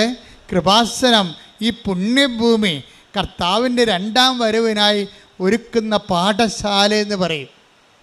ഞാനൊക്കെ ഈ ചേച്ചിക്ക് ഇത്രയും വരെ ജ്ഞാനമൊക്കെ എവിടെ നിന്ന് കിട്ടിയെന്ന് ഞങ്ങൾക്ക് പോലും ദൈവം ഞങ്ങളോട് പോലും അത് പറഞ്ഞിട്ടില്ല. ത്രേസ്യക്കുട്ടിയോട് പറഞ്ഞിട്ടുണ്ട്. മാതാവിനെ നേരിട്ട് കണ്ട എന്നോട് പോലും പറഞ്ഞിട്ടില്ല ഇത് 2ാം വരവിൻ്റെ ഒരുക്കമാണെന്ന്. പക്ഷേ ത്രേസ്യക്കുട്ടിയോട് പറഞ്ഞു. എന്താ? കയ്യിലിരിപ്പ് അതുകൊണ്ടാണ്, അവിടെ കയ്യിരിപ്പ് കൊണ്ടാണ്. കുഷ്ഠരോഗിനൊക്കെ പോയി കർത്താവാണെന്നും പറഞ്ഞ് കെട്ടിപ്പിടിക്കുകയാണ്. തെസ്റ്റിക്കുട്ടി എന്താ സംഭവം എന്ന് പറഞ്ഞാൽ അവർ കോഴിക്കോട് മെഡിക്കൽ കോളേജിൽ ഒരു സീനിയർ നേഴ്സിംഗ് അസിസ്റ്റൻ്റാണ്. അവർ. അപ്പോൾ അവർ പറയണത് അവിടെ ഒത്തിരി ഡെസ്റ്റിറ്റ്യൂട്ട്സ് വരും. നേഴ്സിംഗ് അസിസ്റ്റൻ്റായിട്ട് അവർക്ക് ജോലിയാണ് കോഴിക്കോട് മെഡിക്കൽ കോളേജിൽ. അപ്പോൾ അവർ ഒത്തിരി ഡെസ്റ്റിറ്റ്യൂട്ട്സ് വരും. നിരാലംബർ, അത് ബന്ധുക്കളില്ലാത്തവർ, രോഗികളെ ബൈസ്റ്റാൻഡേഴ്സ് ഇല്ലാത്ത രോഗികൾ വരും. എല്ലാവർക്കും വീട്ടിൽ നിന്ന് വന്നവർക്കല്ല ബൈസ്റ്റാൻഡർ ഉണ്ടാകുക, വഴിയിൽ നിന്ന് വന്നവർക്ക് വല്ലവരും ഉണ്ടാകുക. അപ്പോൾ അങ്ങനെ ഒരു മെഡിക്കൽ കോളേജിലാണ് ചികിത്സക്ക് വരുന്നത്. അപ്പോൾ ഈ ഡെസ്റ്റിറ്റ്യൂഷനെ കാണുമ്പോൾ ഞാൻ കർത്താവാണെന്നും പറഞ്ഞ് അങ്ങോട്ട് ചെല്ലുമെന്ന് പോരെ, ഉടമ്പടിയുടെ ബലമാണേ. എൻ്റെ മെഡിക്കൽ കോളേജിൽ ഒരു നിരാലംബരായിട്ട് ആരോരും ഇല്ലാത്ത ഒരു രോഗി വന്നത് കണ്ടാൽ ഞാൻ കർത്താവാണ്, ഈശോയാണ് വരുന്നതെന്ന് പറഞ്ഞുകൊണ്ട് ഞാൻ അങ്ങോട്ട് ചെന്ന് അവരോട് സംസാരിക്കും. അവരെ വിളിച്ചു കൊണ്ടുവരും ആശുപത്രി, അവർക്ക് വേണ്ട എല്ലാം ചെയ്തു കൊടുക്കുമെന്നാണ്. ശ്രുതിക്കട്ടെ ഹല്ലേലൂയ. Hallelujah hallelujah hallelujah. യേശുവേ സഹായമറിയിക്കുന്നവരിൽ ആവശ്യക്കാരിൽ അങ്ങയെ കണ്ട് ഉടമ്പടി നിബന്ധനകൾ അനുവർത്തിക്കുന്ന ആരാധനയിലൂടെ ഞങ്ങളെ അഭിഷേകം ചെയ്യണമേ. Hallelujah hallelujah. മഹത്വം മഹത്വം, ആരാധന ആരാധന. ഹല്ലേലൂയ. ഈ ഉടമ്പടിയിൽ വളരെ പുഷ്കലമായി നിൽക്കുന്നത് കണ്ടുകൊണ്ടാണ് ഇതുപോലെ ഉടമ്പടി ഒരു എല്ലാ സമയങ്ങളിലും സർവ്വസമയവും താൻ ഉടമ്പടിയിലാണ് എന്നുള്ളൊരു ബോധം നമുക്ക് ആദ്യം ഉണ്ടാകണം. തെരേസക്കുട്ടിയുടെ മകൻ ജർമ്മൻ എഴുതാൻ പോയി, പരീക്ഷ എഴുതാൻ പോയപ്പോൾ അവന് പരീക്ഷ പൊട്ടിപ്പോയി. അവൻ എഴുതി വിട്ടപ്പോൾ അവന് മനസ്സിലായി ഇത് നടക്കത്തില്ല. അവൻ പഠിച്ചതൊന്നുമല്ല വരണത്, വന്നതെല്ലാം പഠിക്കാത്തതാണ്, എഴുതെല്ലാം തെറ്റാണ്. അപ്പോൾ അവൻ വിളിക്കും, എൻ്റെ പൊന്നമ്മ. അവൻ അവിടെ നിന്ന് കോയമ്പത്തൂരിൽ നിന്ന് എങ്ങാണ്ട് ബാംഗ്ലൂരിൽ നിന്ന് വിളിക്കും, എൻ്റെ പൊന്നമ്മ തീർന്നു കേട്ടാ, എന്നെ കുറ്റം പറഞ്ഞൊരു കാര്യമൊന്നുമില്ല, എൻ്റെ കയ്യിൽ നിന്ന് വിട്ടുപോയി, ഞാൻ തോറ്റെന്ന് പറയും. ഉടനെ തെരേസക്കുട്ടി പറയും, നീ ഇങ്ങോട്ട് വാ, നമുക്ക് പ്രാർത്ഥിക്കാം, പ്രാർത്ഥിച്ച് ശരിയാക്കാം. എഴുതി വിട്ടുപോയ പരീക്ഷയാണ്. മകൻ ഇങ്ങനെ വിളിച്ച് പറയണം, നീ ഇങ്ങോട്ട് വാ, നമുക്ക് പ്രാർത്ഥിച്ച് ശരിയാക്കാം. എഴുതി വിട്ടുപോയ തോറ്റ പരീക്ഷ പ്രാർത്ഥിച്ച് ജയിപ്പിക്കാമെന്നാണ് ഇവർ പറയണത്. ഇത് കാര്യം അവിടെ കപ്പാസിറ്റി അതാണ്. അവർക്കറിയാം അവിടെ കൂടെ കർത്താവുണ്ടെന്ന്.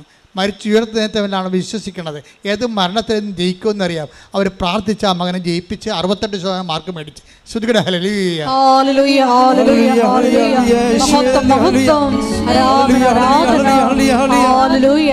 തെരേസക്കുട്ടിയുടെ സാക്ഷ്യം കേട്ടപ്പോൾ എൻ്റെ മനസ്സിൽ വന്നതേ, കർത്താവിൻ്റെ ഉപമകൾ ശരിക്കും പറഞ്ഞാൽ വേറൊരു ആപ്ലിക്കേഷൻസ് ഉണ്ട് അതിന്.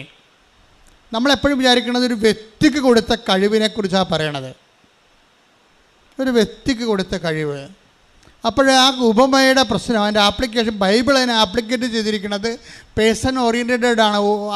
അത് ഒരു സിംഗിൾ പേഴ്സൺ ഓറിയൻറ്റഡ് ആയിട്ടാണ് ആ ഉപമ ഈശോ പറഞ്ഞിരിക്കുന്നത്.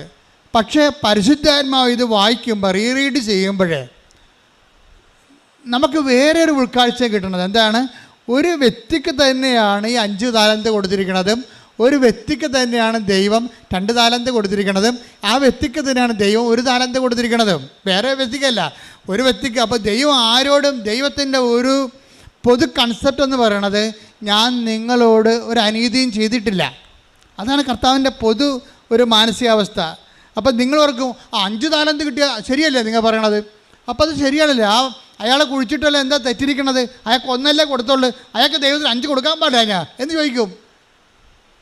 നിങ്ങൾക്ക് ആ ഉപമ കേൾക്കുമ്പോൾ എന്ത് തോന്നും? ദൈവം ആ മനുഷ്യൻ 1 താലന്ത് കിട്ടിയവൻ, അവൻ കുഴിച്ചിട്ട് അവന് 5 താലന്ത് കൊടുക്കാൻ പാടില്ല, ദൈവത്തിൻ്റെ കയ്യിൽ ഉണ്ടായിരുന്നില്ല. അവർ 5 മറ്റവന് 2, ഇവർ 1 കൊടുത്തതുകൊണ്ടല്ലേ അവൻ ഡിസ്കറേജ് ആയത് എന്ന് പറയാൻ നമുക്ക് പറ്റത്തില്ല. ആ ഉപമകളുടെ കിടപ്പ് വെച്ചാൽ അതിൻ്റെ കോമൺ പ്രിൻസിപ്പിളിൽ കിടക്കുന്നത് ദൈവം കൊടുത്തു എന്നുള്ളതാണ്. ദൈവം എല്ലാവർക്കും കൊടുത്തു, അവരെല്ലാവർക്കും കൊടുത്തു എന്നല്ലേ പറയണത്. എല്ലാവരും കൊടുക്കുമ്പോൾ ഉണ്ടാകുന്ന പ്രശ്നം, ഒരു വ്യക്തിക്ക് കിട്ടുമ്പോൾ അത് വിഷയബന്ധിയായിട്ടാണ് നമ്മൾ അതിനെ സമീപിക്കണമെന്നുണ്ടെങ്കിൽ അതിൻ്റെ അന്തരാർത്ഥം മനസ്സിലാകും. വ്യക്തിബന്ധിയായിട്ട് വരുമ്പോൾ ഒരു വ്യക്തിക്ക് 5, ഒരു വ്യക്തിക്ക് 3, ഒരു വ്യക്തിക്ക് 2, ഒരു വ്യക്തിക്ക് 1 എന്ന് പറയുമ്പോൾ സ്വാഭാവികമായിട്ടും അതിൻ്റെ അത് കുറേ ക്വസ്റ്റ്യൻസ് ബാക്കി അവശേഷിക്കും. ഇതങ്ങനെയല്ല. ദൈവത്തിൻ്റെ പൊതു സ്വഭാവം, ഞാൻ നിന്നോടൊരു അനീതിയും ചെയ്തിട്ടില്ല, നീ എന്നോട് ഒരു ധനാർക്ക് സംഭവിച്ചതല്ലേ, വാങ്ങിക്കൊണ്ട് പോവുക എന്ന് പറയുമ്പോൾ ദൈവം ഒരു താലന്ത് കൊടുത്തത് ഒരു നീതിയായിട്ടാണ് അത് അവിടെ വരണത്. ഞാൻ പറഞ്ഞു വരുന്നതിൻ്റെ കാരണം ത്രേസ്യക്കുട്ടി ചേർത്തതെന്ന് എഴുതാം. ത്രേസ്യക്കുട്ടിക്ക് ചില കാര്യത്തിൽ 5 താലന്ത് കിട്ടിയിട്ടുണ്ട്, ചില കാര്യത്തിൽ ത്രേസ്യക്ക് 2 താലന്ത് കിട്ടിയിട്ടുള്ളൂ, ചില കാര്യത്തിന് ത്രേസ്യക്കുട്ടിക്ക് 1 താലന്ത് കിട്ടിയിട്ടുള്ളൂ. നമുക്കൊക്കെ ഇങ്ങനെ സംഭവിച്ചിരിക്കണത്. ത്രേസ്യക്കുട്ടിക്ക് 5 താലന്ത് കിട്ടിയത് എവിടെയാണ്? അവരൊരു സീനിയർ നേഴ്സാണ്, ആവശ്യത്തിന് ശമ്പളം കിട്ടും, അവർക്ക് ജോലിയുണ്ട്, അതിന് 5 താലന്താണ്. ആ മേഖല ഓക്കെ അല്ലേ? ആ മേഖല ഓക്കെ അല്ലേ? 5 താലന്തുണ്ട് അവിടെ. രണ്ടാമത്തെ മേഖല 2 താലന്തുണ്ട്, അവർക്ക് 2 ആൺമക്കളുണ്ട്. പെൺമക്കളെ ഇനി കല്യാണം കഴിപ്പിച്ച് വിടാൻ വേണ്ടി മാത്രം അവർക്ക് പൈസ സമ്പാദിക്കേണ്ട കാര്യമില്ല, അത് പോസിറ്റീവാണ്, 2 താലന്താണ്. പക്ഷേ ഒരു കാര്യത്തിന് അവർക്ക് 1 താലന്തേ ഉള്ളൂ. എന്താ കാര്യം? 2 മക്കളെ കുഞ്ഞുങ്ങളായി ജനിച്ചപ്പോൾ തന്നെ ഭർത്താവ് മരിച്ചുപോയി. ഉണ്ടാ, അവിടെ 1 താലന്തേ ഉള്ളവർക്ക്. പിടിയിട്ടില്ല, സമ പിടിയിട്ടില്ലേ? അത് താലന്തിൻ്റെ ഉപമ ശരിക്കും വ്യക്തി അടിസ്ഥാനത്തെക്കാളുപരി വിഷയാടിസ്ഥാനമാണ്. അതിപ്പോൾ സർവ്വജനീനമാകും. ത്രേസ്യക്കുട്ടിക്ക് ജോലിയുണ്ടെന്നുള്ളത് 5 താലന്താണ്. ആ ജോലി കൊണ്ട് ആ ജോലിക്കുള്ള ശമ്പളം, 8 മണിക്കൂർ ജോലി, 8 മണിക്കൂർ വിശ്രമം, അതിൻ്റെ ഡി എ അതിൻ്റെ മേടിച്ച് പോകല്ല.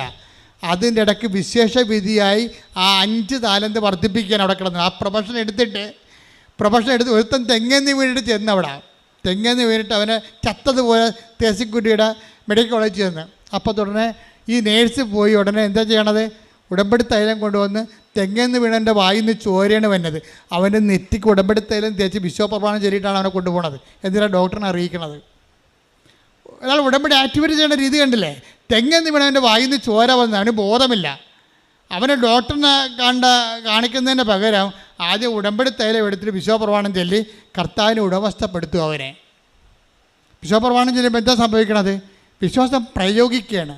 നമുക്കുള്ള പ്രശ്നം എന്ന് വെച്ചാൽ നിങ്ങൾ ഇത്രയും നാൾ എന്തുകൊണ്ടാണ് ഉടമ്പടി ഇങ്ങനെ നിന്ന് കത്തണതിൻ്റെ കാരണം വെച്ച് കഴിഞ്ഞാൽ നമുക്ക് വിശ്വാസത്തിൽ ആൾക്കാർക്ക് അറിയാവുന്നത് പ്രാർത്ഥന മാത്രമേ ചെയ്യത്തുള്ളൂ. ആൾക്കാർ അതൊരു 30% മാത്രമേ അത് വർക്കൗട്ട് ചെയ്യത്തുള്ളൂ. ആസ്തിയാണ് പ്രശ്നം. ഒരു ആസ്തി ഭദ്രതയ്ക്ക് പ്രാർത്ഥന അത്ര കണ്ട് സഹായകമല്ല. 30% പ്രാർത്ഥന ആർക്കും പ്രാർത്ഥിക്കാൻ, വിശ്വാസമുള്ളവർക്ക് പ്രാർത്ഥിക്കാൻ പറ്റുമല്ലോ. പക്ഷെ പ്രാർത്ഥനയെ സാധൂകരിക്കണം, അത് പ്രവൃത്തിയാണ്. വിശ്വാസത്തെ സാധൂകരിക്കണതും നീതീകരിക്കണതും എന്താണ്? പ്രവൃത്തിയാണ്. പ്രവൃത്തിയെ സംബന്ധിച്ചിടത്തോളം വിശ്വാസം ആക്ടിവേറ്റ് ചെയ്യണത് പ്രാർത്ഥനയിലൂടെ ചെയ്യാം, പിന്നെ എന്താണ്? പ്രവൃത്തിയിലൂടെ ചെയ്യാം. ത്രേസ്യക്കുട്ടി പ്രവൃത്തിയുടെ കാര്യത്തിൽ വില്ലത്തിയാണ്. പിന്നെ എന്താണ്? ഉടമ്പടി വരുമ്പോൾ ഈ പ്രവൃത്തിയും പുറത്തുനിന്നൊക്കെ ചെയ്യാൻ പറ്റും, പുറത്ത് ആൾക്കാർ പ്രവർത്തിക്കുന്നവരൊക്കെ ഉണ്ടാകും. പക്ഷേ ഉടമ്പടി വരുമ്പോൾ എംപവറിങ്ങിന് വേറെ ഒരു സൊല്യൂഷൻ, വേറെ ഒരു പ്രൊവിഷൻ വരുന്നുണ്ട്. ഇതാണ് ഫുൾ ഓപ്ഷനായിട്ട് വരണത്. എന്തുകൊണ്ടാണ് കവനൻ്റ് ഫുൾ ഓപ്ഷൻ ആകാൻ കാരണം? വിശ്വാസത്തിൻ്റെ ഫുൾ ഓപ്ഷൻ ഇതിനകത്തുണ്ട്. ഒന്ന്, വിശ്വാസം പ്രാർത്ഥിക്കുന്നു, വിശ്വാസം പ്രഖ്യാപിക്കുന്നു, പിന്നെ എന്താണ്? വിശ്വാസം പ്രയോഗിക്കുന്നു. വിശ്വാസ പ്രയോഗങ്ങൾ ഒരു പക്ഷേ സഭയിലെ സാർവജനീനമായിട്ടല്ല. കാര്യം വിശ്വാസം പ്രയോഗിക്കണമെങ്കിൽ ആദ്യം വിശ്വാസ പ്രമാണത്തിൽ നമുക്ക് ഒരു ഹൃദയതാളമായിട്ട് മാറണം. ഇത് വിശ്വാസ പ്രമാണം കാറ്റഗറിയിൽ പഠിച്ചതാണ്, കാണാതെ പഠിച്ചതാണ്, എന്നാൽ കാഴ്ചയേക്കാന്ന് പറഞ്ഞാൽ സംഭവം ഏക്കത്തില്ല. വിശ്വാസ പ്രമാണം എന്ന് പറഞ്ഞു കഴിഞ്ഞാൽ ഒരു മനുഷ്യൻ ഏക ദൈവത്തെ ഞാൻ വിശ്വസിക്കുന്നുവെന്ന് ചങ്ക കൊണ്ട് പറഞ്ഞ തീരാവുന്ന പ്രശ്നമേ മനുഷ്യനേ ഉള്ളൂ. പക്ഷേ അതുപോലെ നീ വിശ്വാസത്തിലേക്ക് വരണം. ചില ആൾക്കാർ വിശ്വാസ പ്രമാണം ചൊല്ലാൻ തുടങ്ങുമ്പോൾ തന്നെ ആക്ടിവേറ്റ് ആകാൻ തുടങ്ങും. വട്ടം കണ്ട് ചൊടിഞ്ഞു പോയ കല്ലുപ്പറമ്പ് വള്ളത്തെ ഞാൻ വിശ്വാസ പ്രമാണം എൻ്റെ ഫിനിഷിംഗ് പോയിന്റ് നിന്നുകൊണ്ട് ഈ ലോകയെ വിട്ട് കൊന്തയും പിടിച്ച് ലക്ഷക്കണക്കിന് മനുഷ്യർ വിശ്വാസ പ്രമാണം ചൊല്ലിയിട്ട് ഞാൻ ചാടിച്ചെടുത്തിട്ട് 1ാം സ്ഥാനത്ത് വെച്ചിട്ടുണ്ട്. വിശ്വാസ പ്രമാണമാണ്, എനിക്കറിയാം വിശ്വാസ പ്രമാണം എന്താണെന്ന്. വിശ്വാസ പ്രമാണം എല്ലാവരുടെ കയ്യിലും വിശ്വാസ പ്രമാണം ഉണ്ടേ. പക്ഷേ വിശ്വാസം പറയും നമുക്ക് AK-47 നമ്മുടെ കയ്യിൽ ഉണ്ടോ എന്ന് അതിൻ്റെ കാര്യമില്ല. അത് ആക്ടിവേറ്റ് ചെയ്യാൻ പഠിക്കണം നമ്മൾ. അല്ല തോക്ക് മേടിച്ച് വീട്ടിൽ വെച്ചിട്ട് എന്താ കാണിക്കാനേ? അത് ഇതുപോലെ വിശ്വാസ പ്രമാണം കാറ്റഗറിയിൽ പഠിച്ചിട്ടുണ്ട്, അല്ലെ കൃപാസനം പുസ്തകത്തിന് പഠിച്ചിട്ട് കാര്യമില്ല. വിശ്വാസം എന്ന് പറയണത് ചങ്കിൽ യേശു കർത്താവാണെന്ന് അധരം കൊണ്ട് ഏറ്റുപറയും മുമ്പ് എന്ത് ചെയ്യണം? ദൈവം അവനെ മരിച്ചവരെന്ന് ഉയർപ്പിച്ചുവെങ്കിൽ അവൻ്റെ ഉയർപ്പ് വിശ്വസിക്കുന്ന ഞാനും എൻ്റെ ജീവിത ഹൃദയം പൂർണ്ണമായി നൽകുന്നു നാഥൻ. വിശ്വാസം ശരിക്കും പറഞ്ഞാൽ വിശ്വാസം ഒരു വിളക്കാണെങ്കിൽ, വിശ്വാസം ഒരു വിളക്കാണെന്ന് വിചാരിച്ചോ, അതിൻ്റെ എണ്ണ വിളക്ക് വെറുതെ കത്തുക? കത്തത്തില്ല. എന്ത് വേണം? എണ്ണ വേണം. എണ്ണ എന്ന് പറയുന്നത് സ്നേഹമാണ്. ഇപ്പം ഞങ്ങളുടെ സെമിനാറിലൊക്കെ 120 ക്ലാസ്സാണ് വിശ്വാസപ്രമാണം ഓരോ സ്റ്റേറ്റ്മെൻറ്റ്സിനും. എന്നിട്ട് ഓരോ ആൾക്കാരുടെ സ്റ്റേറ്റ്മെൻറ്റുകളും അവർ പഠിപ്പിച്ചുകൊണ്ടിരിക്കും. പക്ഷെ പുറത്തിറങ്ങുമ്പോഴേ വിശ്വാസം ആക്ടിവേറ്റ് ചെയ്യാൻ നമുക്ക് പറ്റത്തില്ല. വിശ്വാസം ആക്ടിവേറ്റ് ചെയ്യാനുള്ള സാധനം അവർ പഠിപ്പിച്ചിട്ടില്ല. അവർ വിശ്വാസത്തിൻ്റെ വിചാര മേഖലയാണ് പഠിപ്പിച്ചത്. വിശ്വാസത്തിനൊരു വികാര മേഖലയുണ്ട്. അത് നീയും നിനക്ക് വേണ്ടി ക്രൂശിക്കപ്പെടുന്നതും തമ്മിലുള്ള നിന്റെ ആത്മബന്ധമാണ്. ശ്രദ്ധിക്കട്ടെ. Hallelujah, hallelujah, hallelujah, hallelujah. വിശ്വാസം എപ്പോഴും നമ്മൾ ശ്രദ്ധിക്കേണ്ടത്, വിശ്വാസം പ്രഖ്യാപിക്കുകയാണ് ചെയ്യണത്. ഈ പ്രാർത്ഥന നമ്മൾക്ക് മുറിയുടെ അകത്തേക്ക് ഇരുന്ന് പ്രാർത്ഥിക്കാൻ പറ്റും. വിശ്വാസം നമുക്ക് മുറിയുടെ അകത്തിരുന്ന് വിശ്വസിച്ചാൽ അത്ര കണ്ട് ഏക്കത്തില്ല. മനസ്സിലായി? വ്യത്യാസമുണ്ട്. വിശ്വാസം പ്രാർത്ഥന നമുക്ക് വേണമെങ്കിൽ മുറിയുടെ അകത്തിരുന്നും പ്രാർത്ഥിച്ചാൽ ദൈവം കേൾക്കും. പക്ഷേ വിശ്വാസം അങ്ങനെയല്ല. വിശ്വാസത്തിന് 10 മനുഷ്യരുടെ സാന്നിധ്യം ഉണ്ടാകണം. മനുഷ്യരുടെ മുമ്പിൽ എന്നെ ഏറ്റുപറയുന്നവനെ സ്വർഗസ്ഥനായ എൻ്റെ പിതാവിൻ്റെ മുമ്പിൽ ഞാനും ഏറ്റുപറയും. ശ്രദ്ധിക്കട്ടെ.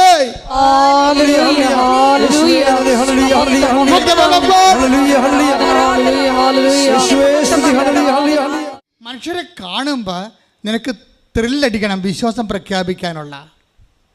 മനസ്സിലായില്ലേ? അത് നമ്മുടെ ആസ്തി ഭദ്രതയായിട്ട് മാറും. ഇപ്പം ഞാൻ തന്നെ നേരത്തെ കല്ലുപ്പറപ്പിനെ കുറിച്ച് പറഞ്ഞില്ലേ, അപ്പോൾ നിനക്കത് മനസ്സിലാകും.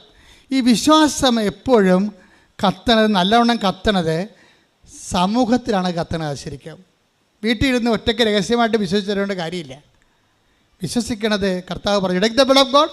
മത്തായി 10:32. മത്തായി 10:32 എന്താണ്? മനുഷ്യരുടെ മുമ്പിൽ, പറഞ്ഞേ, മനുഷ്യരുടെ മുമ്പിൽ എന്നെ ഏറ്റുപറയുന്നവനെ എന്റെ സ്വർഗസ്ഥനായ പിതാവിന്റെ മുമ്പിൽ ഞാനും ഏറ്റുപറയും. സ്വർഗസ്ഥനായ പിതാവിൻ്റെ മുമ്പിലാണ് ഏറ്റുപറയാൻ ഏറ്റവും പാട്. കയറിപ്പറ്റാൻ പാടായത്, അവിടെ കയറിപ്പറ്റാൻ പാടായത് കൊണ്ടാണ്. എന്താ കാര്യം വെച്ച് കഴിഞ്ഞാൽ, ശിഷ്ടന് കുറേ ആൾക്കാരെ ദൈവം ഇങ്ങനെ വിളിക്കുമ്പോഴും അതിൻ്റെ അകത്ത് കുറേ ആൾക്കാർ ദൈവം തള്ളിക്കളയും. അനന്തരം രാജാവ് തൻ്റെ ഇടതുവശത്തുള്ളവരോട് എനിക്ക് വിശന്നു, നിങ്ങൾക്ക് ഭക്ഷണം തന്നില്ല. Take the blood of God. ശ്രദ്ധിക്കട്ടെ. Hallelujah, hallelujah, hallelujah, hallelujah. Mathayi 25:41. അനന്തരം അവൻ തൻ്റെ ഇടതുഭാഗത്തുള്ളവരോട് പറയും. വലതും ഇടതും നോക്കിയിട്ട് മാത്രമേ, ഭൂമി മാത്രമല്ല, വലതും ഇടതും നോക്കണം. മുകളിലുണ്ട് വലതും ഇടതും നോക്കുക. വലതും ഇടതും നോക്കിയിട്ട് മാത്രമേ പിതാവിൻ്റെ അടുത്ത് പോകാൻ പറ്റുകയില്ല എന്ന് പറയണത്. അരക്കൈന്നൂലിൻ്റെ പിശകുണ്ട്. ആ ഇടത് വശത്ത് നിൽക്കുന്ന കക്ഷിയോട് എന്തൊക്കെയാ പറഞ്ഞു നോക്കി? ശപിക്കപ്പെട്ടവരെ നിങ്ങൾ എന്നിൽ നിന്നകന്ന് പിശാചിനും അവന്റെ ദൂതന്മാർക്കുമായി സജ്ജമാക്കിയിരിക്കുന്ന നിത്യാഗ്നിയിലേക്ക് പോകുവിൻ. പിശാചിന് മുമ്പിലേക്ക് പോകുന്ന ആൾക്കാർ അവിടെ നിന്ന് മാറ്റും. എന്താ കാര്യം പറയുന്നുണ്ട്. എന്തെന്നാൽ എനിക്ക് വിശന്നു. പറഞ്ഞേ, എനിക്ക് വിശന്നു, നിങ്ങൾ ആഹാരം തന്നില്ല. എനിക്ക് ദാഹിച്ചു, നിങ്ങൾ കുടിക്കാൻ തന്നില്ല. ഞാൻ പരദേശിയായിരുന്നു, നിങ്ങൾ എന്നെ സ്വീകരിച്ചില്ല. ഞാൻ നഗ്നനായിരുന്നു, നിങ്ങൾ എന്നെ ഉടുപ്പിച്ചില്ല. രോഗാവസ്ഥയിലും കാരാഗൃഹത്തിലും ആയിരുന്നു, നിങ്ങൾ എന്നെ സന്ദർശിച്ചില്ല. രോഗികളെ സന്ദർശിക്കുക, ജയിലിൽ സന്ദർശിക്കുക, ഭക്ഷണമില്ലാത്ത ഭക്ഷണം കൊടുക്കുക, വസ്തുവില്ലാത്ത ആവശ്യത്തിലിരിക്കുന്നവരെ സഹായിക്കുക. വസ്ത്രവും ഭക്ഷണം തന്നെ വേണമെന്ന് ഇപ്പം ഇല്ല. കേരളത്തിലാകുമ്പോൾ മിക്കവർക്കും തന്നെ വസ്ത്രവും ഭക്ഷണമൊക്കെ ഉണ്ട്. പക്ഷേ ഇല്ലായ്മ ഉള്ളവരുണ്ട്. പല വിഷയങ്ങൾക്ക് ഇല്ലായ്മ ഉള്ളവരുണ്ട്.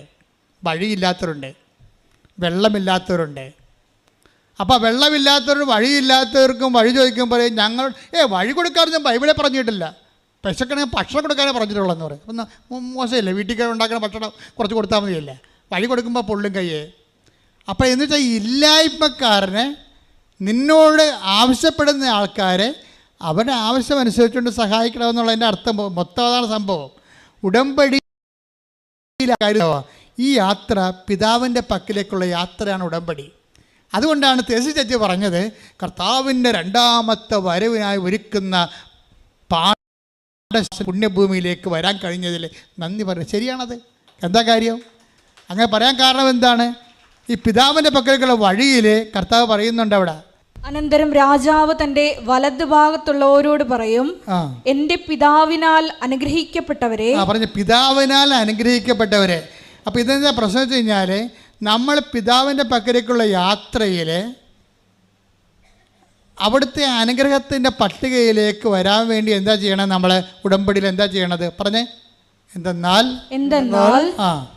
എന്റെ പിതാവിനാൽ അനുഗ്രഹിക്കപ്പെട്ടവരെ വരുവിൻ, ലോകസ്ഥാപനം മുതൽ നിങ്ങൾക്കായി സജ്ജമാക്കിയിരിക്കുന്ന രാജ്യം അവകാശപ്പെടുത്തുവിൻ.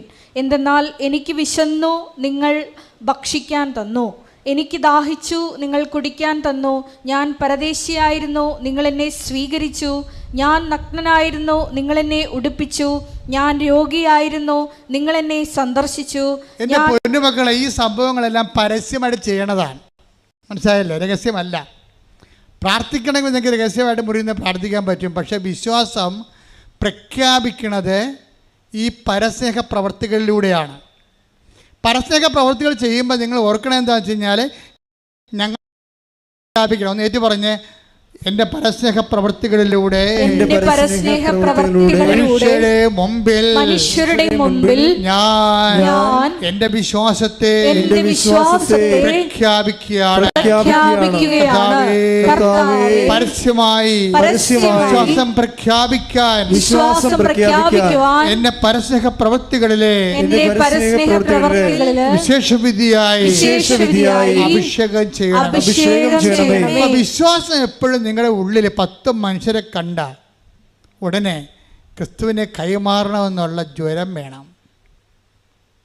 10 മനുഷ്യരെ കണ്ട അപ്പം തന്നെ വിശ്വാസം കൈമാറണം, കർത്താവിനെക്കുറിച്ച് പറയണം. മനുഷ്യൻ എന്താ കാര്യം? മനുഷ്യരുടെ മുമ്പിൽ എന്നെ ഏറ്റു പറയണം. അതിനൊക്കെ വിശ്വാസം എന്ന് പറഞ്ഞാൽ ഇവിടുത്തെ പ്രൈവറ്റ് വിഷയമാണ്. ഇവിടുത്തെ എല്ലാവിധ എത്തേയിസ്റ്റുകളും അതുപോലെ തന്നെ സെക്കുലറിസ്റ്റുകൾ എന്താ പറയണത്? വിശ്വാസം പ്രൈവറ്റാണ്, അതൊക്കെ ഓരോരുത്തരും മനസ്സിൽ വെക്കേണ്ട കാര്യമാണ്. അല്ല, ബൈബിൾ അതല്ല പറയണത്. അത് ലോകത്തിൻ്റെ വിശ്വാസം. സത്യവിശ്വാസം എന്ന് പറയണത് മനുഷ്യരുടെ മുമ്പിൽ ഏറ്റു പറയാനുള്ളതാണ്. അല്ല, നിനക്ക് അതിൻ്റെ അകത്ത് ദൈവത്തിന് ഏറ്റു പറയാത്തിടത്തോളം കാലം നീ വിശ്വാസിയാണെന്ന് പറഞ്ഞാൽ ദൈവം അത് അംഗീകരിക്കത്തില്ല. അതാണ് വിഷയം. അപ്പോൾ എപ്പോഴും നമ്മൾ ഇപ്പോൾ ത്രേസ്യക്കുട്ടി എന്താ ചെയ്യണത്? അതുപോലെ തന്നെ ഓരോ അവിടെ പള്ളികളിലൊക്കെ ചെല്ലുമ്പോൾ അവർ പറയുവേ, ഞാൻ പള്ളികളിലൊക്കെ ചെല്ലുമ്പോൾ ചില പള്ളികളിലൊക്കെ കൃപാസനം പത്രം ഏതെങ്കിലും മൂലക്ക് വെച്ചിരിക്കണ കാണാം. കണ്ട, അവിടെ ആ 1 താലന്തുള്ള കിട്ടിയ ആൾക്കാരുണ്ടേ, പള്ളിക്കൊണ്ടേ വെക്കുന്ന പാർട്ടി അതാണ്. പറഞ്ഞ് അടി വെച്ചതിനും വരും, മറച്ചു വെക്കും. അതാണ് ഇവിടെ 1 താലന്ത് കിട്ടിയ ആൾക്കാർ മടിയനും തുട്ടനുമാണ്. ഈ ഉടമ്പടി എടുത്തതിലും മടിയനും തുട്ടനുമാണ് പത്രം കൊണ്ട് പള്ളിവാതിക്ക് വെച്ചും പോകുന്ന ആൾക്കാർ. തേസിക്കുടി എന്താ ചെയ്യണത്? അത്തരം പത്രങ്ങളെല്ലാം വീണ്ടും കളക്ട് ചെയ്തിട്ട് അവർ വീടാന്തോറും കൊണ്ടു നടന്ന് കൊടുക്കും. അതാണ് സുവിശേഷപരം. എന്താണ് അത്? മനുഷ്യരുടെ മുമ്പിൽ ഏറ്റു പറയിപ്പിക്കുകയാണ്. ഞാൻ വെഞ്ചരിച്ച വള്ളം ഒടിഞ്ഞുപോയി. നിങ്ങളൊന്ന് ചിന്തിച്ചേക്കുക. വള്ളം കല്ലുപറമ്പൻ ഈ UBC ബോട്ട് ക്ലബ്ബില്ലേ, ചമ്പക്കുളം, അവരെന്നെ വിളിച്ചുകൊണ്ട് പോയി അവിടെ വള്ളം വെഞ്ചരിക്കാൻ പറഞ്ഞ്. ഞാൻ അവിടെ ഓടി വള്ളത്തിന് അവിടെ നാളെ ശനിയാഴ്ച കളിയെങ്കിൽ വെള്ളിയാഴ്ച പോയി വെള്ളം വെഞ്ചരിച്ച് 144 കാശ് രൂപ ഞാൻ എല്ലാവർക്കും തുഴക്കാർക്കും എല്ലാം കൊടുത്തു, മാതാവിൻ്റെ കാശ് രൂപ. രാത്രി അവരെന്നെ വിളിച്ചു, അച്ഛാ ചതിച്ചാന്ന് പറഞ്ഞു. എന്താ ചതിച്ചതെന്ന് പറഞ്ഞു? വള്ളം ഒടിഞ്ഞു പോയെന്ന്. അപ്പം ഞാൻ അന്ന് കൊച്ചച്ഛനാണ്, എനിക്കാണെങ്കിൽ വല്ലാത്ത സങ്കടം. ഞാൻ പള്ളിത്തോട്ടി ഇരിക്കുകയാണ്. ഇവർ ഞാൻ ആലപ്പുഴ അവിടെ നിന്ന് ഇതെല്ലാം കഴിഞ്ഞ് വന്നതേ ഉള്ളൂ. രാത്രി ആയപ്പോൾ ഈ വള്ളം ഇങ്ങനെ കുത്തി, സ്നേക്ക് ബോട്ടല്ലേ, വെള്ളത്തിലോട്ട് 110 നൻപ് ഇങ്ങനെ കുത്തി കഴിഞ്ഞാൽ വെള്ളം ചാടും. വെള്ളം ചാടി വെള്ളം ചാടുമ്പോൾ പടേന്ന് ഒടിഞ്ഞു പോയി. ഒടിഞ്ഞപ്പോൾ എന്നെ വിളിച്ചു ചോദിച്ചാൽ ഇനി എന്ത് ചെയ്യും? അപ്പോൾ എനിക്കും സങ്കടമായി. എൻ്റെ പൗരോഹിത്യത്തിന് ഏറ്റ അടിയാണ്. കാര്യം വെച്ചാൽ എല്ലാ അക്രൈസ്തവരും എൻ്റെ അടുക്കുന്നത് ഇങ്ങനെയാണ് കാശുര്യം വാങ്ങിച്ചത്. ക്രൈസ്തവർ അതിനകത്ത് കുറച്ചേ ഉണ്ടായിരുന്നുള്ളൂ, അക്രൈസ്തവരായിരുന്നു കൂടുതൽ. അവരെല്ലാം ഇങ്ങനെ ആദരവോടെ മേടിച്ച്. എൻ്റെ സങ്കടം വള്ളം ഒടിഞ്ഞതല്ല എൻ്റെ സങ്കടം, ഈ പാവത്തിങ്ങളുടെ മുമ്പിൽ ഞാൻ കർത്താവിനെ നാണം കെടുത്തിയല്ല എന്നാണ്. എനിക്ക് കണ്ണ് നിറഞ്ഞു എൻ്റെ. അപ്പം അവരുടെ മുമ്പിലേ കർത്താവിൻ്റെ ഞാൻ വെഞ്ചരിച്ചപ്പോൾ അത് ഒടിഞ്ഞു പോയല്ല വട്ടം വെച്ച്. അപ്പം ഞാൻ ബേബിച്ചൻ ഇപ്പോഴും കൃപാസനത്തിലുണ്ട്. ബേബിച്ചനാണ് എന്നെ വിളിച്ചത് തത്തമ്പള്ളിയിലാണ്. അപ്പോൾ ബേബിച്ചനോട് ഞാൻ ബേബിച്ചാ ഇനി എന്ത് ചെയ്യും എന്ന് ചോദിച്ചു. എന്ത് ചെയ്യുമെന്ന് ചോദിച്ചപ്പോൾ ബേബിച്ചൻ പറഞ്ഞ് കളക്ടറിൻ്റെ അത് 3 ലക്ഷം രൂപ നമുക്ക് കിട്ടേണ്ടതാണ്. നമുക്ക് നാളെ കളിക്കാൻ വെള്ളം ഇല്ലയെന്നുണ്ടെങ്കിൽ അവർ പേര് വിളിക്കുമ്പോൾ അവിടെ ഇല്ലയെന്നുണ്ടെങ്കിൽ ആ കാശും പോകും. ഇത്രയും നാൾ റിഹേഴ്സൽ ചെയ്ത കാശ് മൊത്തം പോകും. പിന്നെ ഇത് മുട്ട വരെ കൊടുത്തിട്ടിരിക്കല്ല വെള്ളം ഒഴുകാൻ വേണ്ടി, അതെല്ലാം പോയി. പിന്നെ അതുകൊണ്ട് ഞങ്ങളിപ്പോൾ റിബേറ്റ് വെക്കാൻ പോയിടന്ന്. അതായത് ഒരു തെങ്ങ് വെട്ടി പൊളന്നിട്ട് അറുത്തിട്ട് ഈ 2 വള്ളം കൂടി അടുപ്പിച്ച് വെച്ചിട്ട് 2 മുറിഞ്ഞ പൊട്ട് വീണ 2 കഷ്ണം കൂടി അടുപ്പിച്ചിട്ട് അകത്ത് റിബേറ്റ് വെക്കുക, അകത്തും പുറത്ത് എന്നിട്ട് റിബേറ്റ് ഇട്ട് മുറുക്കും. അപ്പോൾ എന്ത് പറ്റും? 400 കിലോ കൂടി കൂടും എക്സ്ട്രാ ആയിട്ട്. അപ്പോൾ 400 കിലോ കൂടുന്നതിന് മുമ്പ് തന്നെ 16 അടി കാരിച്ചാലിനേക്കാൾ താഴെയാണ് ഇവൻ നിൽക്കണത്. അന്ന് കാരിച്ചാൽ പേര് കേട്ട വെള്ളമാണ്. അപ്പം റിഹേഴ്സലിന് തന്നെ എന്നിട്ടാണ് ഈ വെഞ്ചരിക്കുമ്പോഴാണ് ഇത് ഒടിഞ്ഞു പോണത്. അപ്പോൾ ഒടിഞ്ഞു പോകുമ്പോൾ എന്നിട്ട് തളർന്ന സ്വരത്തിൽ, സങ്കട സ്വരത്തിൽ അച്ഛൻ കളി കാണാൻ വരുന്നുണ്ടോയെന്ന് ചോദിച്ചു. ഞാൻ ഒടിഞ്ഞ വള്ളത്തിൻ്റെ കളി എന്ത് കാണാനാണ് എനിക്ക്? പക്ഷേ എന്നിട്ട് ഞാൻ പോയി അന്ന് ഭക്ഷണം പോലും ഞാൻ കഴിച്ചില്ല. കാര്യം എനിക്ക് ഗ്യാസ് ഇങ്ങനെ മേലോടെ നിൽക്കുകയാണ്. സങ്കടമല്ലേ, ഈ ആൾക്കാരുടെ മുഖത്തിലെങ്ങനെ നോക്കും. എന്നിട്ട് ഞാൻ പോയി അവിടെ ഐക്യ മാത്യു എന്ന് പറഞ്ഞ് ക്യാപ്റ്റൻ വന്ന് എന്നെ പിക്കപ്പ് ചെയ്ത് സ്പീഡ് ബോട്ടിൽ കൊണ്ടുപോയി ഫ്രണ്ടിൽ കൊണ്ടുപോയിരുത്തി, ഫിനിഷിംഗ് പോയിന്റിൽ കൊണ്ടുപോയിരുത്തി. അപ്പോൾ ഞാൻ ഫിനിഷിംഗ് പോയിൻ്റ് ഇരിക്കുകയാണ്. അപ്പോൾ ഞാൻ ലോഹം ഇട്ടുകൊണ്ടാകുമ്പോൾ നിൽക്കണം. എന്താ കാര്യം? ഞാൻ നിൽക്കുമ്പോൾ കർത്താവിൻ്റെ ഒരു സാന്നിധ്യമാണ് ഞാൻ. ഇവിടെയാണ് വിഷയം. ഇത് വിശ്വാസം പ്രഖ്യാപിക്കാനുള്ളതാണ്, അല്ല വിശ്വാസം ഒളിച്ചു കളിക്കാനുള്ളതല്ല. 3 ലക്ഷം മനുഷ്യരുടെ മുമ്പിൽ ഞാൻ ലോഹം ഇട്ടുകൊണ്ട് ഫിനിഷിംഗ് പോയിന്റ് നിൽക്കുകയാണ്. എന്നിട്ട് ഞാൻ കൊന്ത കൈ പിടിച്ചിട്ടുണ്ട്. എൻ്റെ ജീവചരിത്രത്തിൽ മുഴുവനുണ്ട്, ഫോട്ടോ എല്ലാം. ഞാൻ എല്ലാം റെക്കോർഡ് ചെയ്തിരിക്കുന്ന ആളാണ്. എന്ത് സംഭവിച്ചാൽ റെക്കോർഡ് ചെയ്യും. അപ്പം ഞാനവിടെ ഇരിക്കുമ്പോൾ ഈ വള്ളം മൂവ് ചെയ്യാൻ തുടങ്ങുമ്പോൾ അന്ന് റേഡിയോയാണ്. അപ്പം ഞാനത് കേൾക്കുന്നുണ്ട്. അപ്പോൾ എനിക്കാണെങ്കിൽ ശ്വാസം കിട്ടാതെ അവിടെ ഇരിക്കുകയാണ്. ഭയങ്കര ആരവമാണ് സ്റ്റേഡിയത്തിൽ. അവിടെ ഹെലികോപ്റ്റർ വരുന്നു, ആളെ പൊക്കുന്നു, ആളെ താഴെ വീഴുന്നു, നേവിക്കാരുടെ കയ്യാങ്കളികൾ, ഇതൊന്നും എന്നെ ശ്രദ്ധപ്പെടുന്നില്ല. ഞാൻ കൊന്തം ചെയ്തുകൊണ്ട് അവിടെ ഇരിക്കുകയാണ് ഫിനിഷിംഗ് പോയിന്റിൽ. അപ്പോൾ എനിക്കറിയാം.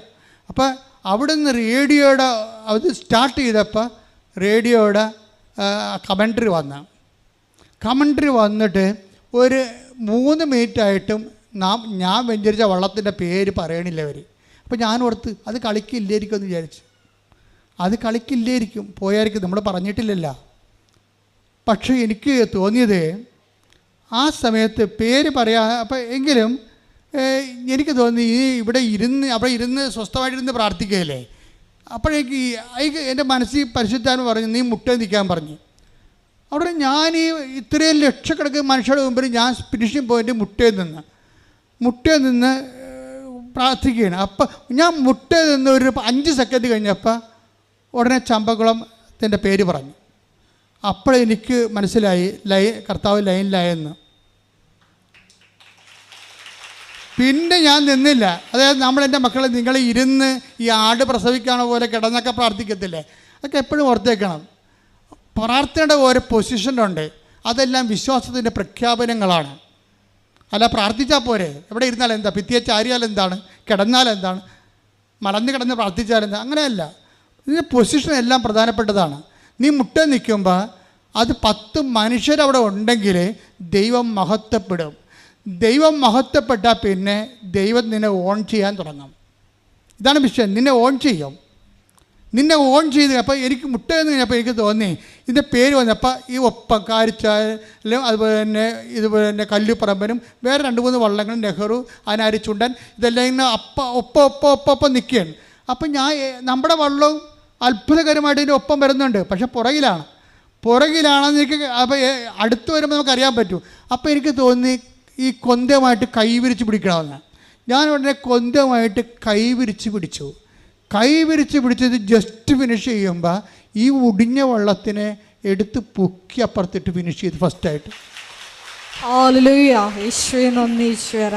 അതുകൊണ്ട് തീർന്നില്ല. അപ്പം എനിക്ക് മനസ്സിലായി, അഭ്യാസം മനസ്സിലായില്ലേ? മനുഷ്യരുടെ മുമ്പിൽ കർത്താവിനെ ഏറ്റുപറയുകയാണെന്നുണ്ടെങ്കിൽ വിവരം അറിയുമെന്ന്. അത് പന്ത് കളിയാലും ശരി, പള്ളം കളിയാലും ശരി, എന്ത് കളിയാലും ശരി. അതായത് ദൈവത്തിൻ്റെ മുമ്പിൽ നമ്മുടെ പരീക്ഷയായാലും ശരി, പഠനമായാലും ശരി, നമ്മൾ സത്യസന്ധമാണെന്ന് നോക്കണം ആദ്യം. അല്ലാതെ ഒരു സ്ഥലത്ത് നിൽക്കുമ്പോൾ ഒരു വേഷം, പുറത്ത് വരുമ്പോൾ വേറെ ഒരു വേഷം എന്ന് പറയുമ്പോൾ നമ്മൾ ഫ്രോഡാണ് ശരിക്കും പറഞ്ഞാൽ. എന്താ പ്രശ്നം എന്ന് വെച്ച് കഴിഞ്ഞാൽ നമ്മൾ ഒരു വിശ്വാസം എന്ന് പറയണത് ഒരു പരസ്യമായ ഏറ്റുപറച്ചിലാണ്. അതിന് കുറച്ച് തുരിക്കട്ടിയും വേണ്ടി വരും. എന്താ പ്രശ്നം വെച്ച് കഴിഞ്ഞാൽ വിശ്വാസം ക്രിസ്തുവിനെ കൊടുക്കലും കൈമാറലാണ്. അല്ല മുറിയിരുന്നുകൊണ്ട് രഹസ്യമായിട്ട് ഏതെങ്കിലും പുസ്തകം നോക്കി വായിക്കുന്ന പരിപാടിയൊന്നുമല്ല അത്. അത് കർത്താവിനെ യേശു കർത്താവാണെന്ന് അക്ഷരം കൊണ്ട് ഏറ്റു പറയുന്ന മുമ്പ് നീ ഒരു കാര്യം ചെയ്യണം. എന്താണ്? ഹൃദയത്തിൽ വിശ്വസിക്കണം. എന്താണ്? എൻ്റെ കർത്താവ് മരിച്ചവനെന്ന് ഉയർത്തെഴുന്നേറ്റവനാണെന്ന്. അതിൻ്റെ ബാഹ്യമായ പ്രകടനമാണ് പ്രാർത്ഥന.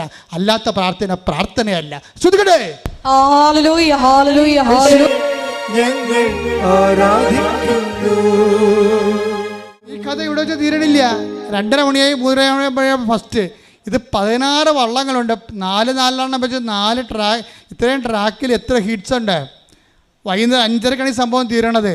അപ്പോഴും ഈ ഒന്നാമത് കിട്ടിയ 4 വള്ളങ്ങൾ അവസാനം ഒരുമിച്ച് മത്സരിക്കും.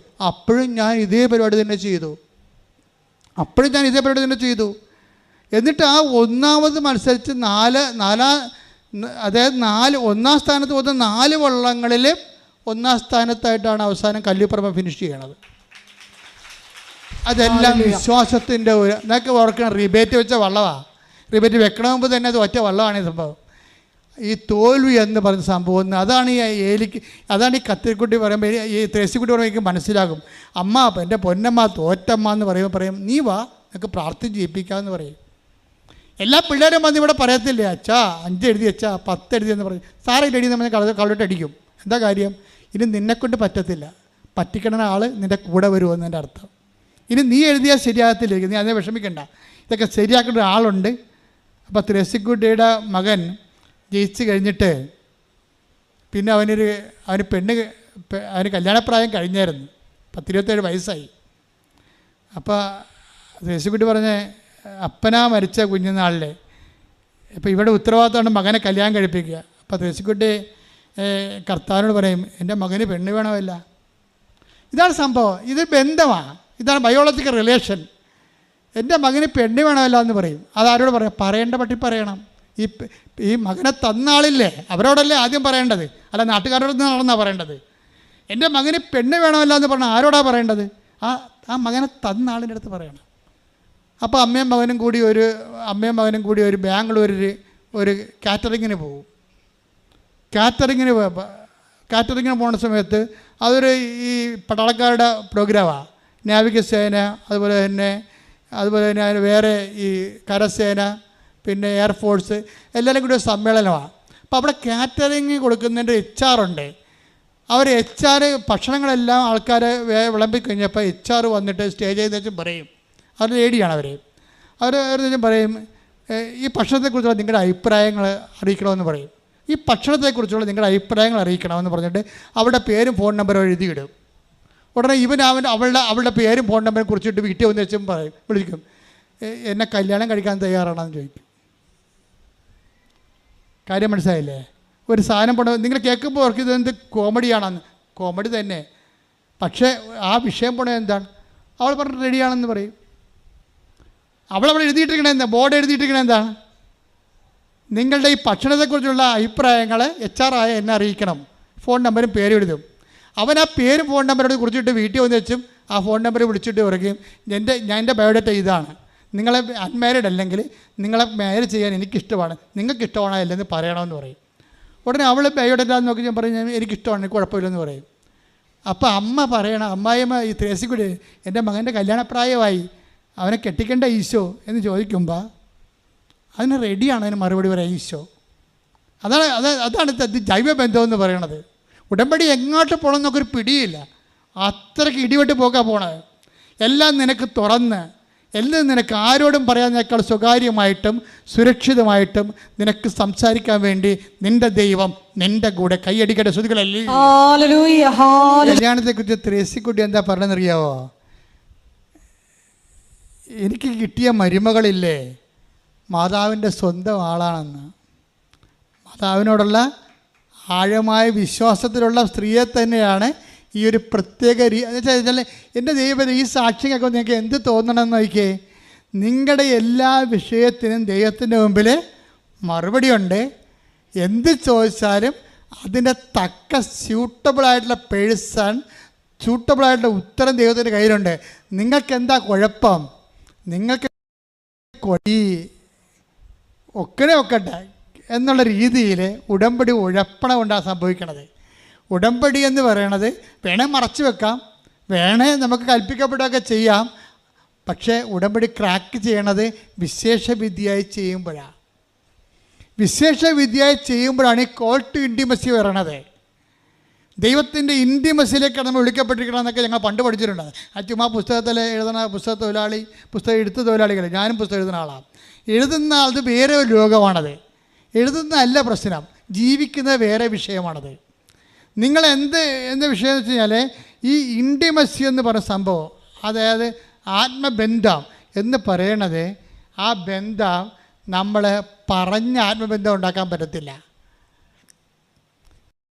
യേശു കർത്താവാണെന്ന് പറയണതിന് മുമ്പ് ദൈവം അവനെ മരിച്ചതെന്ന് ഉയർപ്പിച്ചെന്ന് ഹൃദയത്തിൽ വിശ്വസിക്കണം. തെസിക്കുട്ടി വേറെ ഒരു പരിപാടി ചെയ്യും. തെസിക്കുട്ടി കർത്താവിനെ പറയും, മകൻ്റെ കല്യാണമൊക്കെ വന്നിട്ടുണ്ട്, വീടൊക്കെ കുളമായി കിടക്കണമെന്ന് പറയും. മകൻ്റെ കല്യാണം സെറ്റായി, പക്ഷേ വീട് പോക്കാണ്, പഴയ വീടാണ്, മതിലും കെട്ടിയിട്ടില്ല. അപ്പോൾ മതിൽ കെട്ടാൻ വേണ്ടി ലോൺ അനുവദിച്ച് കിട്ടും. ലോൺ അനുവദിച്ച് കെട്ടി മോളിൽ വരും, ഫ്രണ്ടിൽ വരുമ്പോഴുണ്ട് നാട്ടുകാരെല്ലാം കൂടി തേസിക്കുട്ടി വടിവാളക്കിയിട്ട് വരും. എന്താണ്? അതിർത്തി തർക്കമാണ്. ഫ്രണ്ടിൽ കെട്ടിക്കത്തില്ല. ഫ്രണ്ടിൽ കെട്ടിക്കാത്ത പുള്ളിക്കാരത്തി കുലുങ്ങിയില്ല. ആൾക്കാരെല്ലാം കൂടി 21 പേർ കൂടി ചെയ്ത് മാസ് പെറ്റീഷൻ എഴുതിക്കൊണ്ട് പഞ്ചായത്തിലും മുനിസിപ്പാലിറ്റിയിലും കൊടുത്ത് തെസിക്കുട്ടി ആ പെറ്റീഷൻ കൊണ്ട് ആൾക്കാർ പോയി. എന്താ ചെയ്ത്? ഇവർ ഉടമ്പടി ഉപ്പ് കൊണ്ടുപോയി അവിടെ മുഴുവനും വിശ്വാസപ്രമാണം ചെല്ലി തളിച്ച് അതിർത്തെ. ഇവിടെ ഉപ്പ് തളിച്ചുള്ള ഗുണം എന്താ? ഇനി എനിക്ക് ഭർത്താവ് മരിച്ച ആളാണ്, എൻ്റെ ഒരു ആമകനാണ് ഉള്ളത്, അവനെ കൊണ്ട് കൊല കൊടുക്കാൻ എനിക്ക് കഴിയില്ല. ഉടമ്പടി കാശ്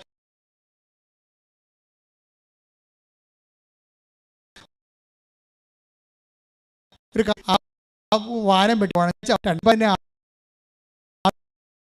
അളന്നു കൊടുത്തിട്ട് ഇഞ്ചെന്ന് പറയണത് ഉടമ്പടിയിൽ അതായത് നിങ്ങൾക്ക് ഉടമ്പടി ഏതെങ്കിലും വിധത്തിൽ ക്രാക്കാകുന്നില്ലെങ്കിൽ അത് എക്സിക്യൂഷൻ്റെ പ്രശ്നമാണ്. നിങ്ങളത് പ്രയോഗിച്ചിരിക്കുന്ന രീതി വന്നിരിക്കുന്നതാണോ? നിങ്ങൾക്ക് ഒന്നാമതല്ലേ ഇതിനെക്കുറിച്ച് അറിയത്തില്ല. ആ ക്ലാസ്സൊക്കെ എടുത്തപ്പോൾ അവിടെ നിന്ന് ഉറക്കം തൂങ്ങിയ പാർട്ടിയാണെങ്കിൽ കുഴപ്പമുണ്ടാക്കിയിരിക്കണേ. ഉടമ്പടിക്ക് ബാധ്യതയെ മാറിയിരിക്കണത് ആ മോളിൽ ക്ലാസ് എടുത്ത സമയത്ത് ഉറങ്ങിയ ആൾക്കാരും ഉടമ്പടി ധ്യാനം അപ്ഡേറ്റ് ആയിട്ട് കൂടാത്ത ആൾക്കാരുമാണ് ഉടമ്പടിക്ക് ബാധ്യത. ഉടമ്പടി വൃത്തിമേനമായിട്ട് ചെയ്തിരിക്കുന്നവരെ, വിശേഷവിധിയായി ഉടമ്പടി ചെയ്യുന്നവരെ, ഉടമ്പടിയായിട്ട് ജീവിക്കുന്നവരുണ്ട്. അവരെ സംബന്ധിച്ചിടത്തോളം അവർ എംപവറാണ്. അവർക്ക് എല്ലാ കാര്യങ്ങളും അവരുടെ ദൈവം അവരുടെ ഇവർക്ക് എന്തെല്ലാം വിഷയങ്ങളാണ് ഉണ്ടാകണമെന്ന് നോക്കി, ആ വിഷയങ്ങളെല്ലാം അവർ നിർവഹിക്കുന്ന രീതികൾ കണ്ടില്ലേ? അത് അവർ ചെയ്യേണ്ട കാര്യം അവർ ചെയ്യും, അല്ലെങ്കിൽ ദൈവം ചെയ്യേണ്ട കാര്യം ദൈവം നേരിട്ട് ചെയ്യും. ഉപ്പൊക്കെ നമുക്ക് എല്ലാവരും കൊണ്ട് ഉപ്പൊക്കെ ഇടുന്നുണ്ട്, അത് കഥയൊന്നുമില്ല. നിങ്ങൾക്ക് ബന്ധമില്ലാത്തതിന് ഉപ്പിടാനൊന്നും പോകരുത്. ബന്ധമാണ് ഇതിനൊക്കെ എല്ലാം പ്രശ്നം. ദൈവമായിട്ട് വിശ്വാസം നമുക്ക് പ്രാർത്ഥിക്കാം, വിശ്വാസം പ്രഖ്യാപിക്കാം, വിശ്വാസം പ്രയോഗിക്കാം. ആ വിശ്വാസം പ്രയോഗിക്കുന്നതിന് മുമ്പ് തന്നെ നിങ്ങൾ ഉടമ്പടിയിലെ ദൈവത്തെ സ്നേഹിച്ച്, ദൈവത്തിന് വേണ്ടി ജീവിച്ച്, ദൈവത്തിൻ്റെ വചനങ്ങൾ പ്രഖ്യാപിച്ച്, ദൈവത്തിൻ്റെ വചനങ്ങൾ ആൾക്കാർ പങ്കിട്ട് കൊടുത്ത് ആൾക്കാർക്ക് പ്രചരിപ്പിച്ചുകൊണ്ട് ദൈവത്തിൻ്റെ ഗ്രീൻ ചാനലിലേക്ക് വരണം. എന്നാൽ പിന്നെ എല്ലാം വർക്കൗട്ട് ചെയ്യും. ഞാൻ ഉടമ്പടി പുതുക്കണമെന്ന് നിങ്ങളോട് പറയുമ്പോഴേ, ഉടമ്പടിയുടെ പ്രാരംഭകാലത്ത് എവിടെയെങ്കിലും ഒരു അറിവില്ലായ്മ സംഭവിച്ചിട്ടുണ്ടെങ്കിൽ അത് പുതുക്കാൻ വേണ്ടിയാണ് പറയണത്.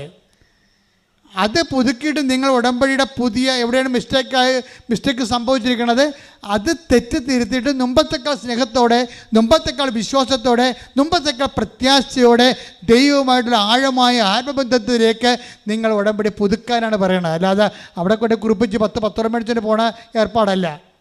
സാക്ഷ്യം പറയാൻ പോലും നിൽക്കണില്ലല്ലോ ആൾക്കാർ. സാക്ഷ്യമുണ്ട്. അവിടുത്തെ ആൾക്കാർ ചോദിക്കുമ്പോൾ മോളിൽ ഇരുന്ന് ചോദിക്കുമ്പോൾ സാക്ഷ്യമില്ല. സാക്ഷ്യമുണ്ട്, പക്ഷെ നിൽക്കാൻ അറിയില്ലെന്നും. ദൈവത്തിന് അറിയാവില്ല. നിങ്ങൾക്ക് അവസരം തന്നിട്ട് നിങ്ങൾക്ക് ഉള്ളുകൊണ്ട് സാക്ഷ്യം പറയാൻ വേണ്ടി ആൾക്കാരോട് ഇടിച്ചു നിൽക്കുകയാണ്. അപ്പോൾ എന്ത് സംഭവിച്ചാൽ അവർക്ക് സാക്ഷ്യം പറയാനുള്ള അഭിഷേകമുണ്ട്. അവർക്ക് ചെറുതാണെങ്കിലും എൻ്റെ കർത്താവിനെക്കുറിച്ച് പറയണമെന്ന് ആഗ്രഹമുണ്ട്. അത് ദൈവസ്നേഹമാണ്. ദൈവസ്നേഹം ഇല്ലാത്തവർ ഉടമ്പടി എടുത്തിട്ടുണ്ട്. അവരോട് സാക്ഷ്യം പറയാൻ പോകുമ്പോൾ പറയും വണ്ടിക്കാരെ വിളിക്കണം എന്ന് പറയും. എന്താ കാര്യം? ദൈവത്തിനെ പറ്റിച്ചു പോവുകയാണ്. എന്താ കാര്യം? അവന് ദൈവം അനുഗ്രഹിച്ചതാണ്. അവളെ ദൈവം അനുഗ്രഹിച്ചതാണ്. അവൾക്ക് ദൈവത്തെക്കാൾ പ്രാധാന്യം, സാക്ഷ്യം ദൈവത്തിൽ പരിവർത്തന പ്രാധാന്യം വേറെ ആരോ ആണ്, വേറെ എന്തോ ആണ്. എന്നാൽ എനിക്കൊന്നും പറയാനില്ല. പറയാനുള്ളവർ പറയേണ്ട സമയത്ത് കർത്താവ് പറയേണ്ട പോലെ പറഞ്ഞോളൂ. Praise the Lord. നമുക്ക് പ്രാർത്ഥിക്കാം. എൻ്റെ പ്രിയപ്പെട്ടവരെ, ഇന്ന് കർത്താവിൻ്റെ വചനത്തിലൂടെ നമ്മൾ കേട്ടത് കർത്താവിൻ്റെ താലന്തുകൾ വ്യക്തിബന്ധി എന്നതിനേക്കാൾ ഉപരി അത് മോർ റീസണബിളായി വരണത് വിഷയബന്ധിയാകുമ്പോഴാണ്.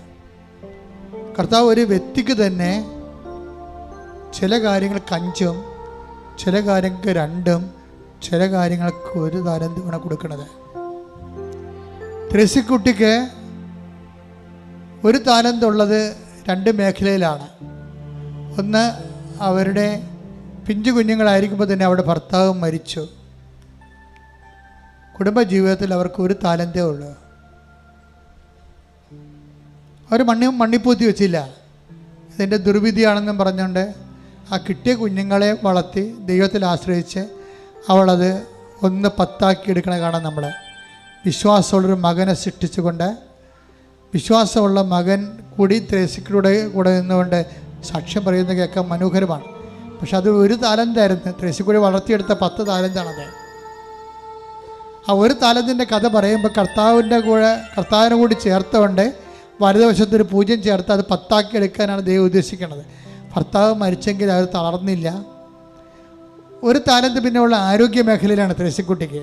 കാര്യം മൂത്രത്തിലൂടെ അൽബുമിൻ, ആ പ്രോട്ടീൻ ലീക്ക് ചെയ്തിട്ട് മൂത്രത്തിൽ പതയാണ്. അത് കിഡ്നി കംപ്ലൈൻ്റാണ്. അപ്പോൾ ആരോഗ്യ മേഖലയിൽ 1 താലന്തേ ഉള്ളു. ഈ 1 താലന്തിനെ 10 എടുക്കണത് ത്രേസ്യക്കുട്ടി ഉടമ്പടി ചെയ്തുകൊണ്ടാണ്. ഉടമ്പടി ചെയ്തിട്ട് ഈ കിഡ്നിയുടെ അസുഖം എന്നെ കാണിക്കുമ്പോൾ, അവിടെ ഓഫീസിൽ കാണിക്കുമ്പോൾ ചീട്ട് കിട്ടുമ്പോൾ ഞാൻ എന്ത് ചെയ്യും? ത്രേസ്യക്കുട്ടി തലയൊക്കെ വെച്ച് പ്രാർത്ഥിച്ചിട്ട് എൻ്റെ കയ്യിരിക്കുന്ന സൈത്തിൽ ത്രേസ്യക്കുട്ടി കൈ മുക്കിയിട്ട് ബാത്റൂമിൽ പോയിട്ട് അത് വയറിൽ പുരട്ടിക്കൊള്ളാൻ പറയും. അന്ന് രാത്രി പദം നിൽക്കും. അന്ന് രാത്രി കിഡ്നി സുഖപ്പെടും. 15 കൊല്ലമായിട്ടുള്ള കിഡ്നിയുടെ പ്രോട്ടീൻ പോണതാണ് ഒറ്റ ഉടമ്പടി കൊണ്ട് കർത്താവ്. അതായത് അപ്പോൾ അത് നിങ്ങൾ മനസ്സിലാക്കേണ്ടത്, ആ 1 താലന്ത് എനിക്ക് കിഡ്നി രോഗമാണ്, എനിക്ക് ഭർത്താവില്ല, എനിക്ക് കിഡ്നി രോഗമാണെന്ന് പറഞ്ഞ് ഇങ്ങനെ അളിഞ്ഞ മോന്തമായിട്ട് വീട്ടിൽ ഇരിക്കുകയല്ല. എൻ്റെ ഭർത്താവ് മരിച്ചുപോയി, ഇതുങ്ങൾ ഞാൻ എങ്ങനെ വളർത്തിയതെന്ന് ദൈവത്തിന് പോലും അറിയാൻ പാടില്ലെന്നൊക്കെ പറഞ്ഞിട്ട് സ്വയം പഠിച്ചുകൊണ്ടിരിക്കുക. അങ്ങനെയല്ല. ആ 1 താലന്തുള്ളതെല്ലാം ഇവൾ 10 എടുക്കും. അതാണ് ഉടമ്പടിയുടെ പ്രത്യേകത എന്ന് പറയുന്നത്. ഉള്ള എല്ലാ പ്രശ്നങ്ങൾക്കും വിശ്വാസം പ്രാർത്ഥനയാക്കി, വിശ്വാസം പ്രഖ്യാപിച്ചു, വിശ്വാസം പ്രയോഗമാക്കും. അതാണ് ഉപ്പ് കാശിരുവൊക്കെ വിശ്വാസം പ്രയോഗമാക്കലാണ്. പക്ഷെ പ്രയോഗമാക്കുന്നതിന് മുമ്പ് നിങ്ങളത് പ്രാർത്ഥനയും പ്രഖ്യാപനവും ആക്കണം. പ്രഖ്യാപനം വിശ്വാസം ഈ പ്രത്യക്ഷീകരണ പ്രാർത്ഥനയിലൂടെയാണ് നമ്മൾ, പിന്നെ കൗദാസിക ജീവിതത്തിലൂടെയാണ് വിശ്വാസം പ്രാർത്ഥനയാക്കി മാറ്റുന്നത്. വിശ്വാസം പ്രഖ്യാപനമാക്കുന്നതിനാണ് നിങ്ങൾ രോഗികളെ പോയി കാണുന്നതും പത്രങ്ങൾ നിങ്ങളെ കർത്താവിൻ്റെ നാമത്തിൽ മറ്റുള്ളവരെ അറിയാത്തവരെ അറിയിക്കുന്നതും. വിശ്വാസം പ്രയോഗിക്കുന്നതാണ് ഉടമ്പടി തൈലവും ഉടമ്പടി കാശുരൂപവും ഉടമ്പടി ഉപ്പവും. അപ്പോൾ ഇതെല്ലാം വ്യത്യസ്തമായിട്ട് മനസ്സിലാക്കണം. എന്നിട്ട് ഇതിലൂടെയെല്ലാം നിങ്ങൾ ഉദ്ദേശിക്കുന്നത് ക്രിസ്തുവുമായിട്ട് നിങ്ങളെ ഒരു ആത്മബന്ധം ഉണ്ടാക്കുകയാണ്. ഇത് പരസ്യമായ മേഖലയിലാണ് ഇത് വർക്ക് ചെയ്യാൻ നല്ലത്. അപ്പം അത് മറ്റു മനുഷ്യരുണ്ടാകണം. മനുഷ്യരുടെ മുമ്പിൽ ഏറ്റു പറഞ്ഞാൽ എൻ്റെ സ്വർഗസ്ഥനായ പിതാവിൻ്റെ മുമ്പിൽ ഞാനും നിങ്ങളെ, അപ്പോൾ എന്ന് വെച്ചാൽ നിത്യത വരെ ഏറ്റുപറയാവുന്നതാണ്. ഈ ഭൂമി മാത്രമല്ല, മനുഷ്യരുടെ മുമ്പിലാണ് നിങ്ങളുടെ വിശ്വാസം പ്രഖ്യാപിക്കണമെങ്കിൽ നിത്യത വരെ ഞാൻ നിങ്ങളെ ഏറ്റുപറയുമെന്നാണ് പറയുന്നത്. അതെല്ലാം നടപ്പിലാകുന്നത് ഉടമ്പടിയിലൂടെയാണ്. ഉടമ്പടി പ്രയോഗം, ഉടമ്പടി പ്രഖ്യാപനം, ഉടമ്പടി പ്രാർത്ഥനയിലൂടെയാണ്. അതുകൊണ്ട് ആർക്കും വിശ്വസിക്കാം, ആർക്കും പ്രഖ്യാപിക്കാം, ആർക്കും പ്രാർത്ഥിക്കാം. അതിന് ക്രിസ്ത്യനാകണമെന്നൊരു നിർബന്ധമില്ല. അതുകൊണ്ടാണ് എല്ലാവർക്കും സാക്ഷ്യം പറയാൻ പറ്റുന്നത്. പക്ഷേ ആ വിശ്വാസം അനുഷ്ഠിക്കുന്ന വിശുദ്ധിയും അതുപോലെ തന്നെ വിശ്വാസ കൈമാറ്റവും വിശ്വാസ പ്രയോഗവും വിശ്വാസ പ്രഖ്യാപനവും നിലനിർത്താൻ വേണ്ടി സ്തുതിക്കട്ടെ. Hallelujah, hallelujah, hallelujah, hallelujah, hallelujah. യേശുവേ ആരാധന, ഹല്ലേലൂയ, ഹല്ലേലൂയ. യേശുവേ ആരാധന, ഹല്ലേലൂയ, ഹല്ലേലൂയ. മഹത്വം, മഹത്വം, ആരാധന, ആരാധന. എൻ്റെ മക്കളെ, വിശ്വാസത്തോടെ തന്നെ ഒരു കൈ നെഞ്ചത്ത് വെച്ച് ഒരു കൈ ശിരസിൽ വെച്ചുകൊണ്ട് നമുക്ക് രോഗസൗഖ്യ പ്രാർത്ഥനയിലേക്ക് കടക്കാം. മനസ്സിലറിയാവുന്നൊരു വിശ്വാസ പ്രമാണം ചൊല്ലിക്കൊണ്ടിരിക്കണം, അല്ലാത്തൊരു സ്തുതിച്ചുകൊണ്ടിരിക്കണം. സ്വരത്തിലായിരിക്കണം എല്ലാം. ശ്രുതികട ഹല്ലേലൂയ, ഹല്ലേലൂയ, മഹത്വം, മഹത്വം. കർത്താവ് ഇതിൻ്റെ ഉന്നതമായ നാമത്തിന് സ്വസ്ഥം ചെയ്യുന്ന കർത്താവ്, കർത്താവ് ഇതിൻ്റെ വിശുദ്ധ പൗരോഹിത്യത്തെ മഹത്വപ്പെടുത്തണമേ. കർത്താവ് സഭയിലുള്ള സാന്നിധ്യം പ്രകടമാക്കണമേ.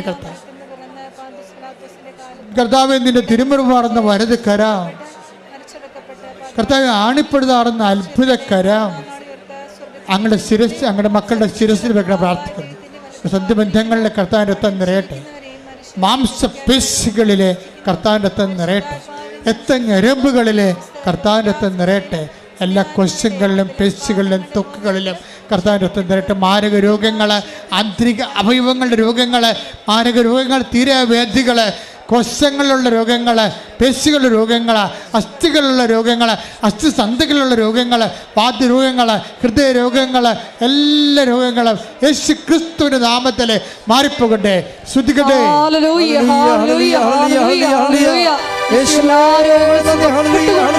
ആരാധനയിലൂടെ നാമം വീണ്ടും വീണ്ടും മഹത്വപ്പെടുവാൻ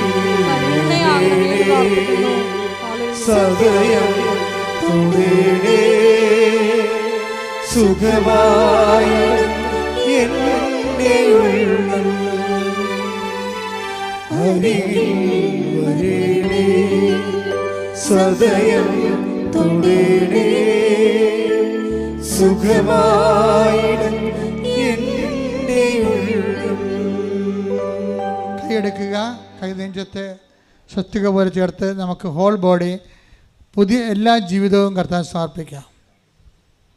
നമ്മളിപ്പോൾ പ്രാർത്ഥിക്കാൻ പോകുന്നത് വ്യത്യസ്തങ്ങളായ ഡേറ്റുകൾ. മനുഷ്യൻ്റെ ജീവിതം തന്നെ സമയഘടികാരം നെഞ്ചിൽ ചാർത്തിക്കൊണ്ടല്ലേ അമ്മ പ്രത്യക്ഷപ്പെട്ടത്. അപ്പോൾ സമയത്തിന് നമ്മുടെ ജീവിതത്തിൽ വലിയ സ്ഥാനമാണ്. ചില ഡേറ്റുകൾക്ക് ഒരു പ്രാധാന്യമുണ്ട്. ഇപ്പോൾ ചില ഡേറ്റുകൾക്കുള്ളിൽ വിസ വരണം, അല്ലെങ്കിൽ പരീക്ഷ എഴുതാനോ പഠിക്കാനോ പറ്റത്തില്ല. ചില ഡേറ്റുകൾക്കുള്ളിൽ നമ്മുടെ ചിട്ടി വീഴണം, അല്ലെങ്കിൽ നമ്മുടെ പറമ്പ് കൊണ്ട് കണ്ടുപോകാൻ പോകും, ജപ്തിയായി പോകും. എല്ലാം ഡേറ്റിലാണ് നിൽക്കുന്ന ജീവിതം. അതുകൊണ്ട് തന്നെയാണ് നിങ്ങളെ സമയത്തിൻ്റെ മാതാവ്, സഞ്ചാരി മാതാവ് എന്ന അമ്മയെ വിളിക്കുന്ന കാര്യം അതാണ്.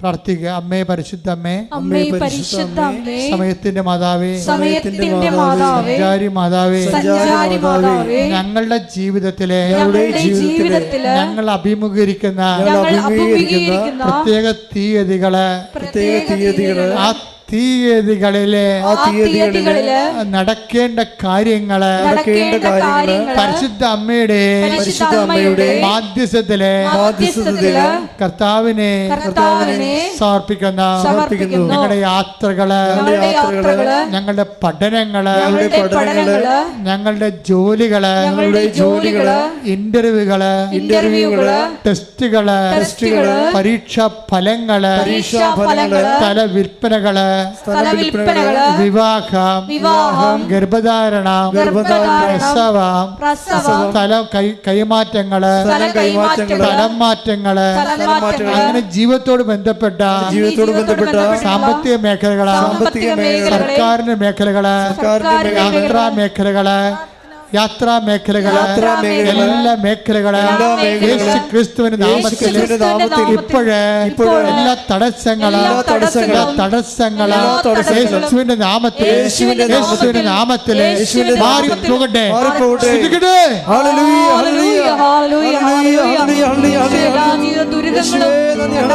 മാറിപ്പോയിക്കൊണ്ട് അങ്ങയുടെ നാമത്തെ ആരാധനയിലൂടെ വീണ്ടും വീണ്ടും മഹത്വപ്പെടുത്തണമേ. ഹല്ലേലൂയ.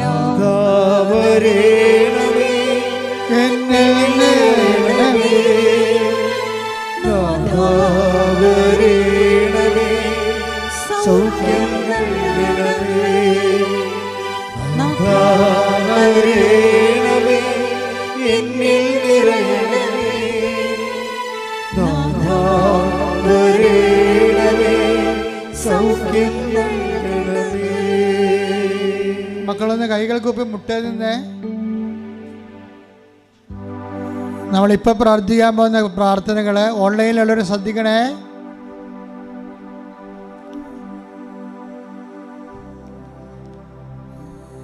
കുഞ്ഞുങ്ങളുടെ രോഗങ്ങള്, ഗർഭിണികളുടെ രോഗങ്ങള്, കൂടെ അബോർഷൻ സംഭവിക്കുന്ന അവസ്ഥകള്, വിവാഹം ഒത്തുവരാത്ത അവസ്ഥകള്,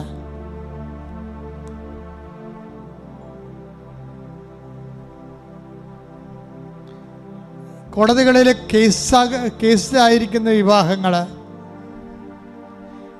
വിവാഹം പിരിയാൻ വേണ്ടി കള്ളക്കേസ് കൊടുത്തിരിക്കുന്നവര്, അന്യൻ്റെ ജീവിത പങ്കാളിയുമായിട്ട് രഹസ്യമായിട്ട് ജീവിക്കുന്നവര്, സ്വന്തം ജീവിത പങ്കാളിയോടും കുടുംബത്തോടും കുഞ്ഞുങ്ങളോടും വിശ്വസ്ത പുലർത്താത്ത സാഹചര്യങ്ങള്, തിന്മയുടെ ദുശ്ശീലങ്ങളുള്ളവര്, അവരെല്ലാം സമർപ്പിച്ച് പ്രാർത്ഥിക്കേണ്ട, കണ്ണീരോടെ പ്രാർത്ഥിക്കേണ്ട സമയമാണ്. ചുറ്റു നേരിടുന്ന പറമ്പുകള്, വിൽക്കാനുള്ള പറമ്പുകള്, വീട് സ്ഥലം പോലും ഇല്ലാത്തവര്, വീട് സ്ഥലവും ഇല്ലാത്തവര്, കേസിൽ അകപ്പെട്ടിരിക്കുന്നവര്,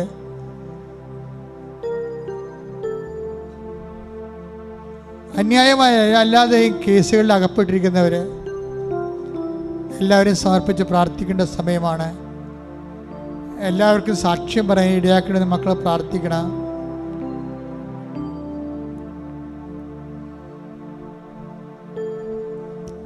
അച്ഛൻ പ്രാർത്ഥിക്കുമ്പോൾ സ്തുതിക്കട്ടെ. ഹല്ലേലൂയ. കർത്താവിൻ്റെ ഉന്നതമായ നാമത്തിന് സ്വസ്ഥം ചെയ്യുന്ന കർത്താവ്, അവരുടെ മക്കൾക്ക് വേണ്ടി പ്രാർത്ഥിക്കുന്ന സ്ഥലമില്ലാത്തവർ, വീട് സ്ഥലമില്ലാത്തവർ, കേസിൽ അകപ്പെട്ടിരിക്കുന്നവർ, മക്കളില്ലാത്തവർ, പര്യാവർത്തകന്മാർ തമ്മിൽ പിരിയുന്നവർ, ദുശ്ശീലങ്ങൾ അകപ്പെട്ടിരിക്കുന്നവർ, എല്ലാവരും കഷണ്ടിയായിട്ടുള്ളവർ, കർത്താവ് ശരീരം ക്ഷീണിച്ചത് കൊണ്ട്, പണമില്ലാത്തത് കൊണ്ടും, രോഗം വന്നു പോയത് കൊണ്ടും, കല്യാണം ഒത്തുവരാത്തവർ, അങ്ങനെ എല്ലാവരും കർത്താവ് സമ്പത്ത് കിട്ടാനോടൊന്നും കിട്ടാത്തവർ, സമ്പത്ത് വഞ്ചിക്കപ്പെട്ടിരിക്കുന്നവർ, സമ്പത്ത് പറ്റിക്കപ്പെട്ടിരിക്കുന്നവർ, എല്ലാവരും സമർപ്പിക്കുന്ന കർത്താവ് ദൈവത്തിൻ്റെ കരുണ, ദൈവത്തിൻ്റെ കൃപ ഉണ്ടാകട്ടെ. വീട് സ്ഥലവും നിർമ്മിതിയിലിരിക്കുന്നവർ കർത്താവ് നിർമ്മിതി വീട് സ്ഥലം പണിതിട്ട് ഇടയ്ക്ക് വെച്ച് നിന്ന് പോയവർ, വിദേശത്ത് പോകാനുള്ളവർ, വിദേശത്ത് വരാനുള്ളവർ, കർത്താവ് വരാൻ പറ്റാത്തവർ, നിയമ തടസ്സമുള്ളവർ, എല്ലാവരും സമർപ്പിച്ച് പ്രാർത്ഥിക്കുന്നു. ശ്രദ്ധിക്കട്ടെ. Hallelujah, hallelujah, hallelujah.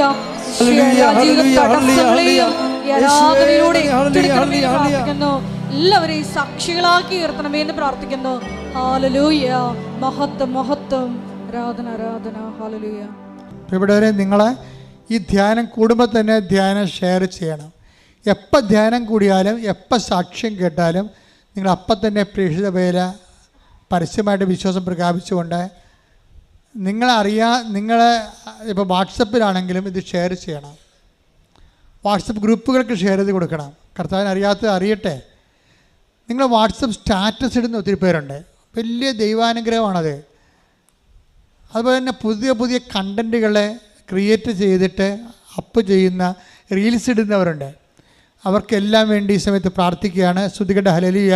ഹല്ലേലൂയ. കർത്താവ് റീൽസ് ഇടുന്നവർ, വാട്സപ്പ് ചാറ്റ്സ് ഇടുന്നവർ, വാട്സപ്പിലൂടെ കൃപാസനം പ്രചരിപ്പിക്കുന്നവർ, ധ്യാനത്തേക്ക് ആൾക്കാർക്ക് മറ്റുള്ളവർക്ക് കൈമാറി കൊടുക്കുന്നവർ, എല്ലാവരെയും അവരുടെ കുടുംബങ്ങളെ, അവരുടെ ക്യാമറയെ, അവരുടെ സന്മനസ്സിനെ, അവരുടെ സമർപ്പണത്തെ കർത്താവിൻ്റെ കൃപയാൽ അഭിഷേകം ചെയ്യാൻ പ്രാർത്ഥിക്കുന്നു. ശ്രുതികടേ. Hallelujah, hallelujah, hallelujah. മനുഷ്യരുടെ മുമ്പിൽ ഏറ്റുപറഞ്ഞുകൊണ്ട് നിന്നെ പ്രചരിപ്പിക്കുവാൻ ഞങ്ങളെ അഭിഷേകം ചെയ്യണമേ. Hallelujah, hallelujah. ഇപ്പോൾ സമാപന ആശീർവാദം. കൈകൾ കൂപ്പി ശിരസ് നമിച്ച് ആശീർവാദം സ്വീകരിക്കുക. ഒരിക്കൽ കൂടി മരിയൻ ഉടമ്പടിയിൽ സമർപ്പിച്ചിരിക്കുന്ന എല്ലാ വിഷയങ്ങളും, നമ്മുടെ ജീവിതത്തിൽ ഇപ്പോൾ നൊമ്പരപ്പെടുത്തുന്ന വിഷയങ്ങളും ദൈവമാതാവിൻ്റെ മധ്യസ്ഥയിൽ ദിവ്യകാരുണ്യ സന്നിധിയിൽ സമർപ്പിച്ച് നമുക്ക് ഒരു നിമിഷം മൗനമായിട്ട് പ്രാർത്ഥിക്കാം. ക്രിസ്തുവിൻ്റെ രണ്ടാം വരവിന് നമ്മളെ ഒരുക്കുന്ന വലിയ പാഠശാലയായ കൃപാസനത്തിലേക്ക് മരിയൻ ഉടമ്പടി വഴി നമ്മളെ ക്ഷണിച്ച ദൈവപിതാവിൻ്റെ സ്നേഹത്തിന് നന്ദി പറഞ്ഞുകൊണ്ട് കിട്ടുന്ന അവസരങ്ങളിലെല്ലാം കാരുണ്യ പ്രവർത്തനങ്ങളിലൂടെയും പ്രേക്ഷിത പ്രവർത്തനങ്ങളിലൂടെയും എല്ലാം ഈശോയെ നിൻ്റെ നാമത്തെ മറ്റുള്ളവരുടെ മുമ്പിൽ ഏറ്റുപറഞ്ഞുകൊണ്ട് ദൈവപിതാവിനെ മഹത്വപ്പെടുത്തുവാനുള്ള വലിയ കൃപയ്ക്ക് വേണ്ടി പ്രാർത്ഥിച്ചുകൊണ്ട് ശിരസ് നമിച്ച് നമുക്ക് ദിവ്യകാരുടെ നാഥൻ്റെ ആശീർവാദം സ്വീകരിക്കാം.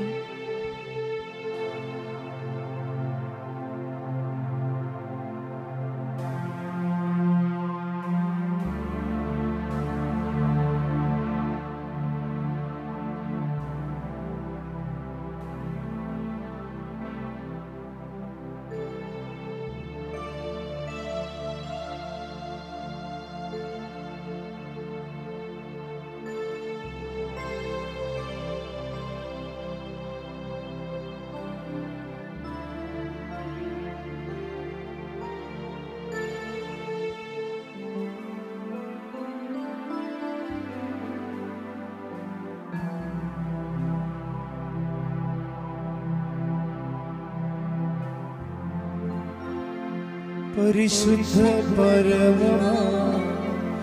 ദിവ്യകാരുണ്യമേ,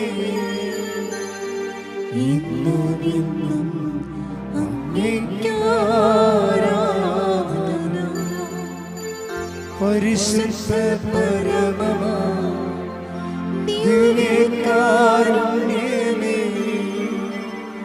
ഇന്നും എന്നും അങ്ങേക്ക് ആരാധന. പരിശുദ്ധ പരമ ദിവ്യകാരുണ്യമേ, എന്നും